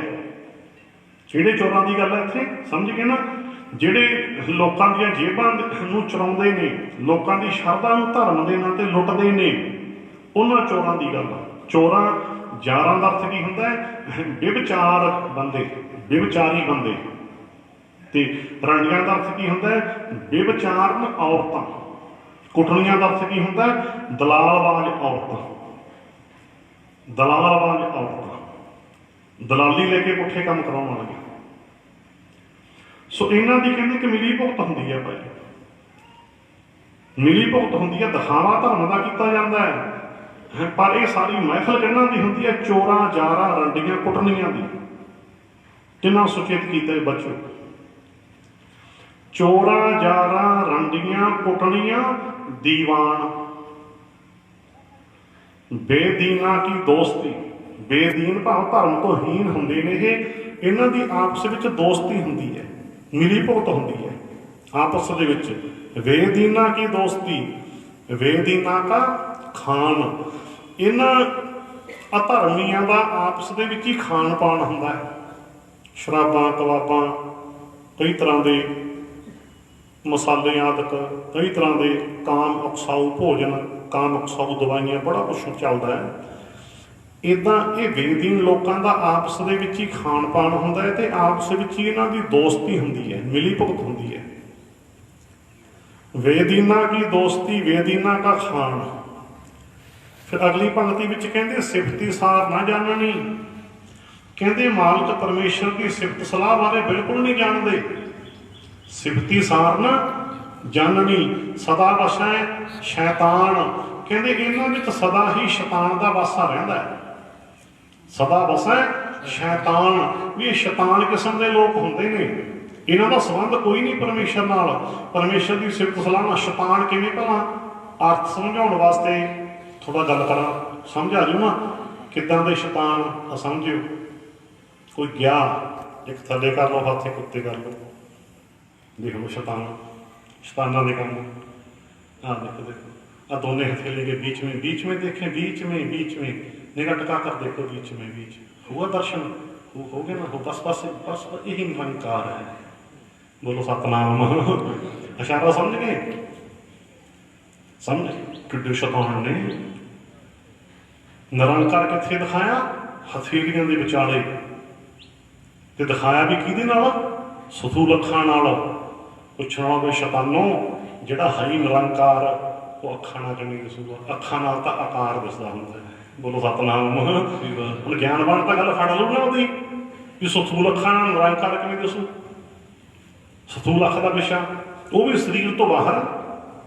अज तक जिन्हों भी परमेश्वर का अनुभव होया, अज तक अप टू डेट अपने शरीर दे विचों होया, जिन्हों भी होया अंतर ध्यान, शरीर तो बाहर कदे ना किसी को रब मिलिया ना मिलना। बोलो सतनाम। हाँ सच है जी, ये सच है जी। शरीर तो बाहर हथेलियां विचाले सथूल अखां ना निरंकार सथूल अखां नाल दिसदा ते ना शरीर तो बाहर इदां दिसदा। पर शैतान लोग, स्पष्ट हो गया ना गल। शैतान लोग, शैतान ते आम जिन्हों लोगों को ज्ञान नहीं, वो की कहते फिरते हैं सानू निरंकार का दर्शन हो गया, असीं निरंकार देख लिया। कमाल होना, शैताना के बस पै गए। हुण गुरु साहब कहते इदा शैतान वसदा। सब एक होर उदाहरण ले लो, क्योंकि ये उदाहरण दिते बिना गल पकड़ च नहीं आती। इदा का शैतान भी, इदा के शैतान भी चलते हैं। आ जा तेन दिखा रब के दर्शन कराइए, कराओ जी, फस गया भी बह गया बाबा दी अखां। इदा भी होंदे सी ना, इतों अखां लगनी दिसदी है जोत, और ये की कहना ना जी थोड़ा होर दाब दे, हुण दिसदी है नहीं, होर दाब देती जदों, हुण दिसदी है नहीं, होर दित्ती हुण फिर अकल आई भी जिन्नी देर तक कही कि कोई दिसदी नहीं, ये प्रैशर बढ़ाई जाएंगे, आंडे कढ़णगे। हुण तां फस गए, खैड़ा शाम का मारा कहता हाँ जी दिस गई। शैताना ने कहा लिया ना, तो गल ही इदा समझ के ना, बाणी के अर्थ समझने कहा लिया ना। वो शैताना च फसिया होया की कहता फिरदा भैन भरा कोई है, कहता मैनू तो जोत के दर्शन हो गए, रब्बी जोत दे। फसता गई कर हूँ कही चलो। देखो शैतान देखो लग गया ना पता। इदा गुरु जी कहते भाई ये शैतान किस्म के लोग होंगे ने, ये शैतान किस्म के लोग होंगे ने, इन्हों तो बहुत सचेत होने की लड़ होंगी है। ये कुछ जानी कि बिगड़िया औरतों का तो बिगड़े बंदों का एक ग्रोह होंगे, महफल होंगी है लगती इन्हों की। इन्हों तो बहुत सचेत होने की लड़ है कि थोड़ी शरधा लुटते हैं, थोड़िया जेबां के उत्ते चोरी करते हैं, थोड़ी जेब की। ये शैतान किस्म के लोग होंगे है। तिन्ने पल के दड़ कर दुआरे फिर बोलते हैं, चोरा जारा रंडियां कुटनियां दीवान, वेदीना की दोस्ती वेदीना का खान, सिफती सार ना जाननी सदा वसै शैतान। इन्हां विच सदा ही शैतान का वासा हुंदा है। ये परमेश्वर की सिफत सलाह बारे बिल्कुल नहीं जानते। सिफती सार ना जानी सदा वसै शैतान। अगली पंक्ति कहते इन्हां दी हालत हुंदी है गधियां वाली। गधा चंदन खौली है, कहते जिमें गधे को चंदन मल गए, खौली का मलना, कहते जिमें गधे को चंदन मल गए ना, गधा चंदन खौली है भी साहू स्यों पान। कहते गधे ने तो स्वाह भी चीज करना है, क्योंकि वह जो पान कह लो, बरतो विहार कह लो, वो स्वाह के पैन का सुभाव कह लो। कहते गधे ने तो खिड़ी उड़ानी है, भावें तुम गधे को चंदन मल दो, ਉਹਦਾ ਸੰਬੰਧ ही नहीं कोई चंदन ਦੇ ਨਾਲ। सो कहने का भाव गुरु नानक साहब कहते इन्होंने लोगों की हालत गधे वाली होंगी है, इन्होंने खेड आनी होंगी है। तुसी कोशिश करो ये कदे समझणगे नहीं, क्यों? क्योंकि इन्हों की हालत होंगी है गधे वाली। भावार्थ भी इदा के लोग कोई समझाया नहीं समझते, असं आप सचेत होना होंदा है। क्योंकि इन्होंने तो खेड आनी होंगी है ना, ये तो उस खेड च निपड़ना होंगे, इन्होंने तो मकसद ही नहीं होंगे कोई धर्म नाल, तो वह धर्म की आड़ में सारा कुछ चल रहा होंगे, इन्होंने भी पता होंगे। इस करके गुरु साहब कहते इन्हों की हालत तो भाई गधे वाली है, गधे ने तो खेड आनी है, भावें चंदन वाली चलो तुम। सो भाव ये लोग समझाया कभी नहीं समझते, क्योंकि इन्हों खे खाण की सुभाव आदत पई होंगी है। गदहा चंदन खौलीए भी साहू स्यों पाण। फिर अगली पंक्ति विच कहते इत्थे चलदा की है, कहते नानक कूड़ा कत्ते है, कहते इत्थे कूड़ की कपाह कत्ती जाती है, झूठ कह लो कूड़, कहते इत्थे भाई फिर झूठ की कपाह कत्ती जाती है, झूठ ही झूठ भां नानक कूड़ा कत्ते है। कूड़ा तो नहीं है तान, कहते इत्थे झूठ के ही ताने तले जाते हैं, सारा ताना बाना भी झूठ का ही होंदा है। तो जो कपाह झूठ की कत्ती है, तो मूल ही झूठ है, इन्हों का भाव मूल हो गया ना कपाह, तो फिर ताना फिर काहदा हो, बोलो ताना बाना काहदा हो, ताना बाना समझ के खोल दें गल जमा। ताना बाना होंदा भाई इन्हां विच बिगड़े अफसर भी लड़े रले होंदे, बिगड़े किहा चंगे होंदे, उन्होंने गुस्सा करने की लोड़ नहीं होंदी। बिगड़े अफसर, बिगड़े लीडर, बिगड़ियां जनानियां, बिगड़े बंदे, सारिਆਂ ਦੀ महफल होंदी है भाई। महफल जे तुसीं इन्हां दा कोशिश करो पाज खोलण दी धमकियां भी दिंदे है, क्यों? क्योंकि ताना बाना ही झूठ दा है। बोलो सतनाम।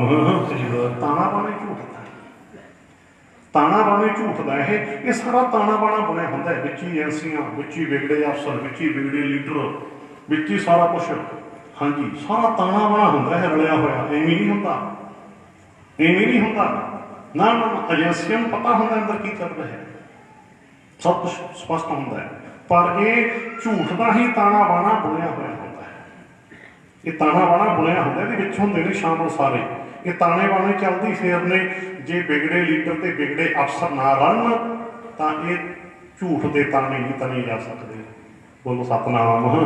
कि तन सकता कोई नहीं, नहीं स्पष्ट देखो गुरु साहब कितना समय तो पहला सुचेत कर रहे सन, कितना समा पहले ही सुचेत कर रहे, जिन्होंने गुरबाणी का ज्ञान है, कदे ये डेरेबाद के झूठिया ताणिया बाणिया कच्चे पिले गुरुआं तो बड़ा कदे नहीं फसता, कि वो जिन्होंने पता लग गया। देखो गुरु साहब ने गल समझाती भी की कुछ होंदा है।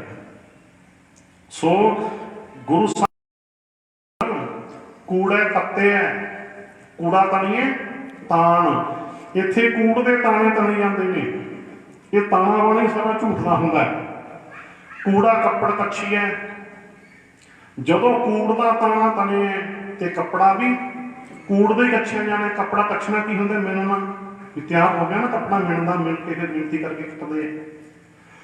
इत्थे कूड़ का कपड़ा ही कच्छिया जाता है, कूड़ा पहनण मान, ते इह जे कूड़ के कपड़े का पाउणा ते मान भी कूड़ा ही होंदा है। कूड़ा पहनना मान भाव ये सब कुछ एक झूठ का जजाल होंदा है, झूठ का, ते झूठ के जजाल विच ही बस झूठे मूठे दर्शन कराए जाते हैं। दर्शन हो गए, निरंकार के दर्शन हो गए, जोत के दर्शन हो गए। आ दिखाने जोत नूर महल का जो फिर समाधि लगी पई है, दिखाते होंगे से आप दी पति नहीं कदों बुझ गई, पता ही नहीं कदों बुझ गई, पता ही नहीं। चलो सो कहने का भाव की है भी ये तो ये ताने होंगे ने, होंदा कुछ नहीं, कूड़ होंदा है झूठ, पर झूठ के ताने बाने, झूठियां कहानियां, अफवाह, बड़ा कुछ। ये किवें ते तुहानूं मैं कहानी सुनावां, गल समझ आ जाए, होर समझ आ जाएगा तो फिर पकड़ के आ गई भी किदां झूठी मूठी सारा कुछ किवें हुंदा है। झूठी मूठी दिखा दिता जाता बहुत कुछ, झूठी मूठी दिसया किसी को कुछ नहीं, पर सारे ही कहते फिरदे हैं। ये झूठी मूठी जाने कि किवें हुंदे ने दर्शन, किवें कुछ दिखाया जाता है। एक तुहानूं मैं आम जी कहानी सुणाउणा, एक कहानी है जानी कि स्टोरी, वरती हुई घटना नहीं कह सकते, समझ गए ना भी किसी गल नूं समझाउण वास्ते कई बार कोई कहानी भी बनाई होंदी है। एक होंदी है वरती हुई घटना, ये स्टोरी है पर ज्ञान बहुत मिलू। कहते एक बारी ना किसी जुलाहे ने सोचा भी ठगी मारिए, किसी ने ठगी मार के मौजा करांगे ठगी दे मारना। फिर उन्हें अगली गल सोची, कहता चल किसी गरीब ना ठगी तो की मारनी है, चलो राजे ना ठगी मार दे, राजे ना मार दे। कहते जुलाहा ਰਾਜੇ ਦੇ ਦਰਬਾਰ 'ਚ ਆ ਗਿਆ। ਰਾਜੇ ਦੇ ਦਰਬਾਰ 'ਚ ਆ ਗਿਆ ਜੁਲਾਹਾ। ਤੁਹਾਨੂੰ ਹੁਣ ਪਤਾ ਹੀ ਹੈ ਵੀ ਰਾਜ ਦਰਬਾਰਾਂ ਦੇ ਵਿੱਚ ਅੱਗੇ ਦਰਬਾਰੀ ਹੁੰਦੇ ਨੇ। ਦਰਬਾਰੀ ਕਹਿ ਲਓ, ਪਹਿਰੇਦਾਰ ਕਹਿ ਲਓ, ਦਰਬਾਰੀ। ਉਹ ਜਿਹੜਾ ਰਾਜ ਦਰਬਾਰ ਦਾ ਦਰਬਾਰੀ ਸੀ ਨਾ, ਉਹਨੂੰ ਜੁਲਾਹਾ ਕਹਿਣ ਲੱਗਿਆ। ਕਹਿੰਦਾ ਮੈਂ ਇਸ ਵਾਸਤੇ ਆਇਆ ਹਾਂ ਕਿ ਮੈਂ ਰਾਜਾ ਜੀ ਦੀ ਨਾ ਦਸਤਾਰ ਬਣਾਉਣਾ ਚਾਹੁੰਦਾ, ਸੋਹਣੀ ਦਸਤਾਰ ਇਹੋ ਜਿਹੀ ਬਣਾਉਂ ਜਿਹੜੀ ਕਦੇ ਕਿਸੇ ਨੇ ਵੀ ਕਿਤੇ ਦੇਖੀ ਨਾ ਹੋਵੇ, ਤੇ ਰਾਜਾ ਜੀ ਦੀ ਬੜੀ ਸੋਹਣੀ ਲੱਗਣੀ ਹੈ ਬੰਨੀ, ਇਹੋ ਜਿਹੀ ਬਣਾਉਂ ਜਿਹੜੀ ਕਦੇ ਕਿਸੇ ਨੇ ਦੇਖੀ ਨਾ ਹੋਵੇ। 2-3 ਵਾਰੀ ਕਹਿ ਗਿਆ, ਇਹੋ ਜਿਹੀ ਬਣਾਉ ਤੇ ਮੈਨੂੰ ਰਾਜੇ ਨੂੰ ਬੁਲਾਓ। ਜੁਲਾਹਾ ਕਹਿੰਦਾ ਦਰਬਾਰੀ ਨੂੰ। ਜਿਸ ਵੇਲੇ ਉਸ ਪਹਿਰੇਦਾਰ ਨੇ ਵਜ਼ੀਰ ਨੂੰ ਬੁਲਾਇਆ ਕਿ ਹਾਂ ਜੀ ਜੁਲਾਹਾ ਆਇਆ, ਦੀ ਗੱਲ ਸੁਣੋ। ਚਲੋ ਵਜ਼ੀਰ ਨੂੰ ਬੁਲਾਇਆ ਤੇ ਵਜ਼ੀਰ ਨੂੰ ਕਹਿੰਦਾ ਜੁਲਾਹਾ ਵੀ ਮੈਂ ਇੱਦਾਂ ਰਾਜਾ ਜੀ ਦੀ ਦਸਤਾਰ ਬਣਾਉਣੀ ਚਾਹੁੰਦਾ, ਐਸੀ ਦਸਤਾਰ ਜਿਹੜੀ ਕਦੇ ਕਿਸੇ ਨੇ ਦੇਖੀ ਹੋਈ ਨਹੀਂ ਕਦੇ ਹੋਣੀ। ਉਸ ਵੇਲੇ ਵਜ਼ੀਰ ਨੇ ਰਾਜੇ ਨੂੰ ਪੁੱਛਿਆ ਆਗਿਆ ਲਈ, ਪਹਿਲਾਂ ਇੱਦਾਂ ਜੀ ਕਿ ਜੁਲਾਹਾ ਆਇਆ। ਉਹ ਕਹਿੰਦਾ ਮੈਂ ਰਾਜਾ ਜੀ ਦੀ ਦਸਤਾਰ ਬਣਾਉਣੀ ਵੀ ਇਹੋ ਜਿਹੀ ਹੈ ਜਿਹੜੀ ਕਦੇ ਕਿਸੇ ਨੇ ਕਿਤੇ ਦੇਖੀ ਹੋਈ ਨਹੀਂ ਹੋਣੀ। ਰਾਜਾ ਕਹਿਣ ਲੱਗਿਆ ਵੀ ਬੁਲਾਓ ਜੁਲਾਹੇ ਨੂੰ, ਬੁਲਾਓ ਫਿਰ ਤਾਂ ਜ਼ਰੂਰ। ਚਲੋ ਜੀ, ਵਜ਼ੀਰ ਨੇ ਜੁਲਾਹੇ ਨੂੰ ਰਾਜੇ ਦੇ ਨਾਲ ਮਿਲਾ ਦਿੱਤਾ ਤੇ ਜੁਲਾਹਾ ਕਹਿਣ ਲੱਗਿਆ ਰਾਜਾ ਜੀ ਮੈਂ ਤੁਹਾਡੀ ਐਸੀ ਦਸਤਾਰ ਬਣਾਉਣੀ ਚਾਹੁੰਦਾ ਜਿਹੜੀ ਤੁਹਾਡੇ ਸੋਹਣੀ ਬਹੁਤ ਜ਼ਿਆਦਾ ਲੱਗਣੀ ਹੈ ਬੰਨੀ, ਤੇ ਜਿਸ ਨਾਲ ਦੀ ਦਸਤਾਰ ਕਦੇ ਨਾ ਕਿਸੇ ਨੇ ਬਣਾਈ ਹੈ ਨਾ ਦੇਖੀ ਹੈ ਕਦੇ। ਰਾਜਾ ਕਹਿੰਦਾ ਵੀ ਠੀਕ ਹੈ, ਐਸੀ ਦਸਤਾਰ ਜ਼ਰੂਰ ਬਣਾਉਣੀ ਚਾਹੀਦੀ ਹੈ, ਬਣ ਇੱਕ ਤਰ੍ਹਾਂ ਕਹਿ ਲਓ ਵੀ ਆਰਡਰ ਦੇਤਾ। ਕਹਿੰਦਾ ਠੀਕ ਹੈ ਬਣਾਓ। ਜਿਸ ਵੇਲੇ ਕਹਿ ਦਿੱਤਾ ਠੀਕ ਹੈ ਬਣਾਓ, ਜੁਲਾਹਾ ਕਹਿੰਦਾ ਜੀ ਫਿਰ ਮੈਨੂੰ ਕੁਝ ਮਾਇਆ ਤਾਂ ਦਬਾਓ ਖਜ਼ਾਨੇ ਦੇ ਵਿੱਚੋਂ। ਮੈਂ ਉਹ ਦਸਤਾਰ ਬਣਾਉਣ ਵਾਸਤੇ ਪਹਿਲਾਂ ਤਾਂ ਸੰਦ ਲੈਣੇ ਨੇ, ਕੁਝ ਔਜ਼ਾਰ ਹੁੰਦੇ ਨੇ ਸੰਦ, ਬੜਾ ਬਰੀਕ ਧਾਗੇ ਦੀ ਬਣਨੀ ਹੈ ਜੀ, ਬੜੀ ਮਹੀਨ, ਬੜਾ ਸਪੈਸ਼ਲ ਧਾਗੇ ਤਿਆਰ ਹੋਣੇ ਹੈ ਤੇ ਮੈਂ ਕੁਝ ਉੱਦਾਂ ਦੇ ਸੰਦ ਲੈਣੇ ਹੈ ਤੇ ਮੈਨੂੰ ਉਹਦੇ ਵਾਸਤੇ ਕੋਈ ਮਾਇਆ ਦਬਾਓ ਖਜ਼ਾਨੇ ਚੋਂ। ਰਾਜਾ ਕਹਿਣ ਲੱਗਿਆ ਚਲੋ ਜਿਹੜੀ ਮਰਜ਼ੀ ਅਮਾਊਂਟ ਕਹਿ ਲਓ ਆਪਾਂ ਸਮਝਣ ਵਾਸਤੇ, ਵੀ ਉੱਥੋਂ ਕਹਿ ਲਓ ਵੀ ਉਹਨਾਂ ਸਮੇਂ ਦਾ ਬਥੇਰਾ ਵੀ ਚਲੋ ਇੱਥੇ ਨੂੰ 400 ਦੇ ਦਿਓ। ਚਲੋ ਜੀ, ਖਜ਼ਾਨੇ ਦੇ ਵਿੱਚੋਂ ਲੈ ਕੇ 400 ਰੁਪਈਆ ਕਹਿ ਲਓ, ਜੋ ਮਰਜ਼ੀ ਕਹਿ ਲਓ, ਤੇ ਆ ਗਿਆ ਜੁਲਾਹਾ ਤੇ ਆ ਕੇ ਖੂਬ ਮੌਜ ਮਸਤੀਆਂ ਕੀਤੀਆਂ। ਲਿਆਂਦਾ ਕੁਛ ਨਹੀਂ, ਉਹਨੇ ਕੁਛ ਨਹੀਂ ਲਿਆਂਦਾ। ਚਲੋ ਜੀ, ਮੌਜ ਮਸਤੀਆਂ ਕੀਤੀਆਂ, ਕਾਫੀ ਸਮਾਂ ਮੌਜ ਮਸਤੀਆਂ ਕੀਤੀਆਂ, ਇੱਛਾਂ ਲੁੱਟੀਆਂ ਖੂਬ, ਤੇ ਆ ਗਿਆ ਬਾਅਦ ਵਿੱਚ। ਫਿਰ ਆਇਆ ਜਿਸ ਵੇਲੇ, ਉਸ ਵੇਲੇ ਕਹਿਣ ਲੱਗਿਆ ਰਾਜੇ ਨੂੰ ਮਿਲਾਓ, ਮੈਨੂੰ ਮੈਂ ਗੱਲ ਕਰਨੀ ਜੋ ਦਸਤਾਰ ਦਾ ਮੈਂ ਤਿਆਰ ਕਰ ਰਿਹਾ। ਰਾਜੇ ਕੋਲ ਆਇਆ, ਕਹਿੰਦਾ ਜੀ ਸੰਦ ਤਾਂ ਮੈਂ ਸਾਰੇ ਲੈ ਲਏ, ਬੜੀ ਮੁਸ਼ਕਲ ਨਾਲ ਲੱਭੇ ਹੈ, ਬਹੁਤ ਥਾਵਾਂ ਤੋਂ ਇਕੱਠੇ ਕੀਤੇ ਹੈ ਜੀ, ਕੋਈ ਸਪੈਸ਼ਲ ਦਸਤਾਰ ਤਿਆਰ ਹੋਣੀ ਹੈ। ਹੁਣ ਸਾਰੇ ਸੰਦ ਤਾਂ ਆ ਗਏ ਜੀ, ਤੇ ਹੁਣ ਕਪਾਹ ਲੈ ਕੇ ਲੈਣੀ ਹੈ।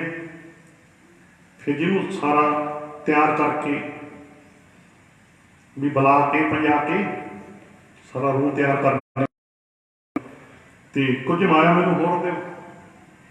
ਤੇ ਉਸ ਵੇਲੇ ਰਾਜਾ ਕਹਿ ਦਿੱਤਾ, ਕਹਿੰਦੇ ਵੀ 200 ਹੋਰ ਦੇ ਦਿਓ। ਚਲੋ ਜੀ, 200 ਲੈ ਕੇ ਫਿਰ ਆ ਗਿਆ। ਦੂਜੀ ਵਾਰ ਧਿਆਨ ਚ ਰੱਖਿਓ, ਜਿਸ ਵੇਲੇ ਆ ਗਿਆ ਕਹਿੰਦਾ ਜੀ ਕਪਾਹ ਲੈਣੀ ਹੈ, ਉਹਦੀ ਫਿਰ ਅੱਗੇ ਰੂਹ ਤਿਆਰ ਕਰਨੀ ਹੈ। ਜਿਸ ਵੇਲੇ ਫਿਰ ਮੌਜ ਮਸਤੀ ਕਰਦਾ ਰਿਹਾ, ਕਾਫੀ ਸਮਾਂ ਲੰਘ ਗਿਆ। ਰਾਜੇ ਦੇ ਇੱਕ ਵਾਰ ਧਿਆਨ ਜੇ ਚ ਆਇਆ, ਕਹਿੰਦਾ ਉਹ ਜਿਹੜੀ ਦਸਤਾਰ ਦੀ ਗੱਲ ਕਰਦਾ ਸੀ ਜੁਲਾਹਾ, ਪਤਾ ਤਾਂ ਕਰੋ ਭਲਾ ਵੀ ਕਿੰਨੀ ਕੁ ਬਣ ਗਈ, ਕਿੱਥੇ ਜੇ ਕੰਮ ਚੱਲਦਾ। ਆਪਾਂ ਨੂੰ ਖਿਆਲ ਆਈ ਜਾਂਦਾ ਨਾ ਵੀ ਪੈਸੇ 2 ਵਾਰ ਲੈ ਗਿਆ। ਰਾਜੇ ਦਾ ਭੇਜਿਆ ਕਰਮਚਾਰੀ ਆਇਆ, ਜੁਲਾਹੇ ਨੂੰ ਮਿਲਿਆ, ਕਹਿੰਦੇ ਹਾਂ ਵੀ ਦਸਤਾਰ ਦੀ ਗੱਲ। ਕਹਿੰਦਾ ਹਾਂ ਜੀ, ਕਪਾਹ ਮੈਂ ਲੈ ਚੁੱਕੇ, ਲਿਆ ਕੁਛ ਨਹੀਂ ਸੀ, ਝੂਠ ਮੂਠ ਕੰਮ ਚੱਲੀ ਜਾਂਦੇ ਸਾਰੇ। ਕਹਿੰਦਾ ਹਾਂ ਜੀ, ਬਸ ਕਪਾਹ ਲਿਆਂਦੀ, ਪਹਿਲਾਂ ਤਾਂ ਕਪਾਹ ਹੀ ਬੜੀ ਮੁਸ਼ਕਿਲ ਮਿਲੀ, ਤਾਂ ਸਪੈਸ਼ਲ ਲੈਣੀ ਸੀ ਨਾ, ਬਿਲਕੁਲ ਐਂ ਜਮਾ। ਫਿਰ ਕਹਿੰਦਾ ਜੀ ਬਸ ਉਹ ਮੈਂ ਉਸ ਨੂੰ ਬੁਲਾ ਕੇ ਪਿਆ ਕੇ ਰੂਹ ਤਿਆਰ ਹੋ ਗਈ ਤੇ ਹੁਣ ਨਾ ਕੱਤਣ ਦਾ ਕੰਮ ਕਤਾਈ ਚੱਲ ਰਹੀ ਹੈ, ਕਤਾਈ ਚੱਲ ਰਹੀ ਹੈ। ਚਲੋ ਠੀਕ ਹੈ ਕਹਿੰਦੇ ਕਰਮਚਾਰੀ ਮੁੜ ਗਿਆ, ਕਾਫੀ ਸਮਾਂ ਲੰਘ ਗਿਆ ਤੇ ਉਹ ਕਰਮਚਾਰੀ ਸਿਆਣਾ ਸੀ, ਉਹਨੇ ਸੋਚਿਆ ਮੈਂ ਆਪ ਹੀ ਪਤਾ ਕਰਦਾ ਰਿਹਾ। ਇੱਦਾਂ ਹੀ ਹੁੰਦਾ ਨਾ ਵੀ ਇੱਕ ਵਾਰੀ ਕਿਹਾ ਜਦੋਂ ਡਿਊਟੀ ਮੈਂ ਆਪ ਹੀ ਪਤਾ ਕਰਦਾ ਰਿਹਾ ਹੁਣ। ਚਲੋ ਜੀ ਉਹ ਦੁਬਾਰਾ ਫੇਰ ਆਇਆ ਕੁਝ ਸਮੇਂ ਬਾਅਦ, ਕਹਿੰਦੇ ਹਾਂਜੀ ਕਿਵੇਂ? ਕਹਿੰਦਾ ਬਸ ਠੀਕ ਹੈ, ਸੂਤ ਤਿਆਰ ਹੋ ਚੁੱਕਿਆ ਤੇ ਤਣੀ ਜਾਂਦੇ ਆ ਤਾਣਾ ਤਣੀ ਜਾਂਦੇ ਨੇ, ਤਾਣਾ ਤਣਿਆ ਜਾ ਰਿਹਾ ਹੈ ਤੇ ਤਿਆਰ ਹੋਊਗਾ। ਜਿਸ ਵੇਲੇ ਇੰਨਾ ਕਿਹਾ ਤਾਣਾ ਤਣਿਆ ਜਾ ਰਿਹਾ, ਮੁੜ ਗਿਆ ਕਾਫੀ ਸਮਾਂ ਲੰਘ ਗਿਆ, ਫੇਰ ਆਇਆ ਉਹ ਚਲੋ ਪਤਾ ਕਰਾਂ ਹੁਣ ਕੀ ਚੱਲਦਾ ਹੈ। ਜੋ ਤੀਜੀ ਵਾਰ ਆਇਆ ਉਹ ਕਰਮਚਾਰੀ ਕਹਿੰਦੇ ਵੀ ਹੁਣ, ਕਹਿੰਦੇ ਜੀ ਬਸ ਆਪਾਂ ਕੱਪੜਾ ਕੱਛ ਰਹੇ, ਤਾਣੀ ਤਿਆਰ ਹੋ ਚੁੱਕੀ ਹੈ, ਕੱਪੜਾ ਕੱਛਿਆ ਜਾ ਰਿਹਾ ਹੈ ਮਿਲਣਾ। ਜਿਸ ਵੇਲੇ ਇੰਨਾ ਕਿਹਾ ਤੇ ਉਹਨੇ ਜਾ ਕੇ ਰਾਜ ਨੂੰ ਰਿਪੋਰਟ ਦਿੱਤੀ ਇੱਥੋਂ ਤੱਕ ਦਸਤਾਰ ਦਾ ਕੰਮ ਹੋ ਚੁੱਕਿਆ ਹੈ। ਤੇ ਕੀ ਹੋਇਆ, ਥੋੜੇ ਕੁ ਦਿਨਾਂ ਦੇ ਬਾਅਦ ਜਲਾਹਾ ਹੁਣ ਆਪ ਹੀ ਵਗ ਗਿਆ ਰਾਜੇ ਕੋਲੇ, ਹੁਣ ਆਪ ਵਗ ਗਿਆ। ਜਿਸ ਵੇਲੇ ਜਾ ਮਿਲਿਆ, ਕਹਿੰਦਾ ਰਾਜਾ ਜੀ ਦਸਤਾਰ ਤਿਆਰ ਹੋ ਚੁੱਕੀ ਹੈ, ਕੀ ਪੁੱਛਦੇ ਹੋ? ਦਰਸ਼ਨ ਕਰ ਭੁੱਖ ਲੈਂਦੀ ਹੈ, ਬਾਹਲੀ ਸੋਹਣੀ ਬਣੀ, ਨਾ ਕਿਸੇ ਨੇ ਬਣਾਈ ਕਦੇ ਇਹ ਜੀ, ਨਾ ਕਿਸੇ ਨੇ ਦੇਖੀ, ਨਾ ਕਿਤੋਂ ਮਿਲਣੀ ਹੈ। ਜਿਸ ਵੇਲੇ ਇੱਦਾਂ ਦੀਆਂ ਗੱਲਾਂ ਕੀਤੀਆਂ, ਫਿਰ ਰਾਜਾ ਕਹਿੰਦਾ ਫਿਰ ਲੈ ਆਉਣੀ ਸੀ। ਲੈ ਰਾਜਾ ਜੀ ਦਸਤਾਰ ਆਏ ਕਿਵੇਂ ਲਿਆਉਂਦਾ ਜੀ? ਹੁਣ ਥੋੜੇ ਪੈਸੇ ਹੋਰ ਦਿਓ, ਪਟਾਰੀ ਬਣਾਉਣੀ ਹੈ ਜਿਹਨੂੰ ਮੋਤੀ ਲੱਗੇ ਹੋਣ। ਰਾਜਾ ਜੀ ਦਸਤਾਰ ਪਟਾਰੀ ਵਿੱਚ ਰੱਖ ਕੇ, ਮੋਤੀਆਂ ਵਾਲੀ ਪਟਾਰੀ ਸਿਰ ਤੇ ਰੱਖ ਕੇ ਲੈ ਕੇ ਆਉਂ, ਸਿਰ ਤੇ ਰੱਖ ਕੇ ਲੈ ਕੇ ਆਉਂ। ਰਾਜਾ ਜੀ ਦੀ ਦਸਤਾਰ ਸਿਰ ਤੇ ਰੱਖ ਕੇ ਲੈ ਕੇ ਆਉਂ ਤੇ ਪਟਾਰੀ ਵਾਸਤੇ ਦਿਓ ਕੋਈ ਮਾਇਆ, ਵਧੀਆ ਪਟਾਰੀ ਵਿੱਚ ਰੱਖ ਕੇ ਤੇ ਫਿਰ ਸੀਸ ਤੇ ਰੱਖ ਕੇ ਲੈ ਕੇ। ਚਲੋ ਰਾਜੇ ਨੇ ਕਹਿਤਾ ਵੀ ਚਲੋ 200 ਹੋਰ ਦੇ ਦਿਓ ਵੀ ਇਹਨੂੰ ਪਟਾਰੀ ਵਾਸਤੇ। ਤੀਜੀ ਵਾਰ ਦੇ ਲੈ ਆਇਆ ਪੈਸੇ, 200 ਹੋਰ ਲੈ ਆਇਆ ਪਟਾਰੀ ਵਾਸਤੇ। ਚਲੋ ਮੌਜ ਮਸਤੀ ਤਾਂ ਹਜੇ ਕਰਨੀ ਉਹਨਾਂ ਪੈਸਿਆਂ ਦੀ, ਤਾਂ ਪਰ ਉਹਨੇ ਸੋਚਿਆ ਵੀ ਚਲੋ ਉਹ ਛੇਤੀ ਕਰੀਏ। ਪਰ ਕਹਿ ਲਓ ਬਸ ਇੱਕ ਦੋ ਦਿਨਾਂ ਬਾਅਦ ਕੋਈ ਆਮ ਜੀ ਟੋਕਰੀ ਲੈ ਲਈ ਉਹਨੇ, ਆਮ ਜੀ ਟੋਕਰੀ ਜੀ ਕੋਈ ਲੈ ਕੇ ਉਹਦੇ ਉੱਤੇ ਜ਼ਰੂਰ ਰੇਸ਼ਮ ਦਾ ਕੱਪੜਾ ਲਪੇਟ ਲਿਆ, ਰੇਸ਼ਮ ਦੇ ਕੱਪੜੇ ਲਪੇਟ ਲਈ, ਲਪੇਟ ਕੇ ਲਾ ਕੇ ਢੱਕਣ ਜਾ ਤੇ ਸਿਰ ਤੇ ਰੱਖ ਕੇ ਆ ਗਿਆ। ਉਹਦੇ ਖਾਲੀ ਹੋਈ। ਤੁਸੀਂ ਸੋਚੋਗੇ ਵੀ ਇੱਦਾਂ ਹੀ ਰੱਖ ਕੇ ਲੈ ਕੇ ਆ ਕੇ ਛਿੱਤਰ ਤੋਂ ਡਰਦਾ ਨਹੀਂ, ਸੋਚੋਗੇ। ਚਲੋ ਆ ਗਿਆ ਜੀ। ਜਿਸ ਵੇਲੇ ਆਇਆ ਉਸੇ ਵੇਲੇ ਰਾਜ ਦਰਬਾਰ ਦੇ ਵਿੱਚ ਆਉਂਦਿਆਂ ਗੇਟ ਤੇ ਉੱਥੇ ਹੀ ਲੱਗ ਗਿਆ ਉੱਚੀ ਉੱਚੀ ਬੋਲੋ, ਰੌਲਾ ਪਾਉਣਾ, ਕਹਿ ਲਓ ਉੱਚੀ ਉੱਚੀ, ਰਾਜਾ ਦੀ ਦਸਤਾਰ ਆਈ ਹੈ, ਰਾਜਾ ਜੀ ਦੀ ਦਸਤਾਰ ਆਈ ਹੈ। ਬਾਹਲੀ ਸੋਹਣੀ ਦਸਤਾਰ ਬਣੀ ਹੈ, ਨਾ ਕਿਸੇ ਨੇ ਕਦੇ ਬਣਾਈ, ਨਾ ਕਿਸੇ ਨੇ ਕਦੇ ਦੇਖੀ। ਆ ਜਾਓ ਭਾਈ ਦਰਸ਼ਨ ਕਰ ਲਓ ਸਾਰੇ, ਆ ਜਾਓ ਦਰਸ਼ਨ ਕਰ ਲਓ ਪਹਿਲਾਂ। ਜਿਸ ਵੇਲੇ ਲਓ ਜੀ ਏਦਾਂ ਕਿਹਾ ਤੇ ਇਕੱਠੇ ਹੋ ਗਏ ਜੋ ਦਰਬਾਰ 'ਚ ਡਿਊਟੀਆਂ ਵਾਲੇ ਸੀ, ਇਕੱਠੇ ਹੋ ਕੇ ਜਦੋਂ ਤੇ ਸਭਾ ਦੇ ਵਿੱਚ ਰੱਖਤੀ, ਇਕੱਠੇ ਹੋ ਗਏ। ਜਲਾਹਾ ਕਹਿੰਦਾ ਵਜ਼ੀਰ ਨੂੰ ਬੁਲਾਓ, ਵਜ਼ੀਰ ਨੂੰ ਪਹਿਲਾਂ ਦਰਸ਼ਨ ਵਜ਼ੀਰ ਨੂੰ ਕਰਾਉਣਾ, ਫਿਰ ਰਾਜਾ ਜੀ ਕੋਲੇ ਚੱਲਾਂਗੇ, ਪਹਿਲਾਂ ਦਰਸ਼ਨ ਵਜ਼ੀਰ ਨੂੰ ਕਰਾਉਣਾ ਹੈ। ਚਲੋ ਵਜ਼ੀਰ ਨੂੰ ਮੂਹਰੇ ਕਰ ਲਿਆ, ਪਿੱਛੇ ਸਿੱਖ ਆ ਗਿਆ ਸੀ, ਕਹਿੰਦੇ ਪਰ ਆ ਜਾਓ। ਲਓ ਜੀ ਜਿਸ ਵੇਲੇ ਉਹ ਢੱਕਣ ਚੱਕਣ ਤੋਂ ਪਹਿਲਾਂ ਕਹਿੰਦਾ ਗੱਲ ਸੁਣ ਲਓ ਸਾਰੇ, ਦਸਤਾਰ ਬਹੁਤ ਸੋਹਣੀ ਬਣੀ ਹੈ, ਨਾ ਕਿਸੇ ਨੇ ਕਦੇ ਵੇਖੀ ਹੈ, ਨਾ ਕਦੇ ਬਣਾਈ ਹੈ, ਪਰ ਇਹ ਦਸਤਾਰ ਦੇ ਵਿੱਚ ਇੱਕ ਗੱਲ ਹੈ, ਇਹ ਦਸਤਾਰ ਉਸ ਨੂੰ ਦਿਸਣੀ ਹੈ ਜਿਹੜਾ ਆਪਦੇ ਪਿਓ ਦਾ ਹੋਇਆ, ਜਿਹੜਾ ਹਰਾਮ ਦਾ ਹੈ ਉਹਨੂੰ ਦਸਤਾਰ ਦੇ ਦਰਸ਼ਨ ਨਹੀਂ ਹੋਣੇ, ਉਹਨੂੰ ਦਸਤਾਰ ਦੇ ਦਰਸ਼ਨ ਨਹੀਂ ਹੋਣੇ। ਦਸਤਾਰ ਉਸ ਨੂੰ ਦਿਸੂਗੀ ਜਿਹੜਾ ਆਪਦੇ ਪਿਓ ਦਾ ਹੋਇਆ। ਕਹਿੰਦਾ ਲਓ ਜੀ ਇਸ ਵੇਲੇ ਇਹਨਾਂ ਕਹਿ ਦਿੱਤਾ ਤੇ ਢੱਕਣ ਚੱਕ ਦਿੱਤਾ। ਹੁਣ ਵਜ਼ੀਰ ਦੇਖੇ, ਪਹਿਲਾਂ ਵਜ਼ੀਰ ਨੂੰ ਅਸੀਂ ਵਜ਼ੀਰ ਦੇਖੇ, ਬੋਲਿਆ ਕੁਛ ਨਹੀਂ, ਹੈ ਨਹੀਂ। ਹੁਣ ਜੇ ਕਹਿੰਦਾ ਵੀ ਵਿੱਚ ਤਾਂ ਕੁਛ ਹੀ ਨਹੀਂ, ਹਰਾਮ ਦਾ ਬਣਦਾ, ਹਰਾਮ ਦਾ ਜਾਂ ਆਸੇ ਪਾਸੇ ਵਾਲੇ ਕੀ ਕਹਿਣਗੇ। ਲਓ ਜੀ ਜਿਸ ਵੇਲੇ ਵਜ਼ੀਰ ਘਬਰਾ ਗਿਆ ਵੀ ਹੁਣ ਕਿਵੇਂ ਕਰਾਂ, ਉਹਨੇ ਸੋਚਿਆ ਵੀ ਚੱਲ ਦੇਖੀ ਜੋ ਮਗਰੋਂ ਦੇਖਾਂਗੇ ਕਿਹੜਾ ਹਰਾਮ ਦੇ ਥੋੜਾ ਬਣਨਾ। ਕਹਿੰਦਾ ਬਹੁਤ ਸੋਹਣੀ ਬਹੁਤ ਸੋਹਣੀ ਬਹੁਤ ਸੋਹਣੀ ਹੈ, ਬੱਲੇ ਬੱਲੇ ਉਹ ਕਮਾਲ ਹੋ ਗਈ, ਉਹ ਦੇਖੀ ਨਹੀਂ ਇਹ ਜੀ ਕਦੇ ਕਿਤੇ। ਕਹਿੰਦਾ ਦੇਖੀ ਵੀ ਨਹੀਂ ਇਹ ਜੀ ਕਿਤੇ ਲੱਗ ਗਿਆ, ਸਹੀ ਕਰ ਗਿਆ ਸਿਫਤਾਂ, ਬਹੁਤ ਸੋਹਣੀ ਬਹੁਤ ਸੋਹਣੀ, ਕਮਾਲ ਹੋ ਗਈ। ਕਹਾ ਲਿਆ ਬਸ।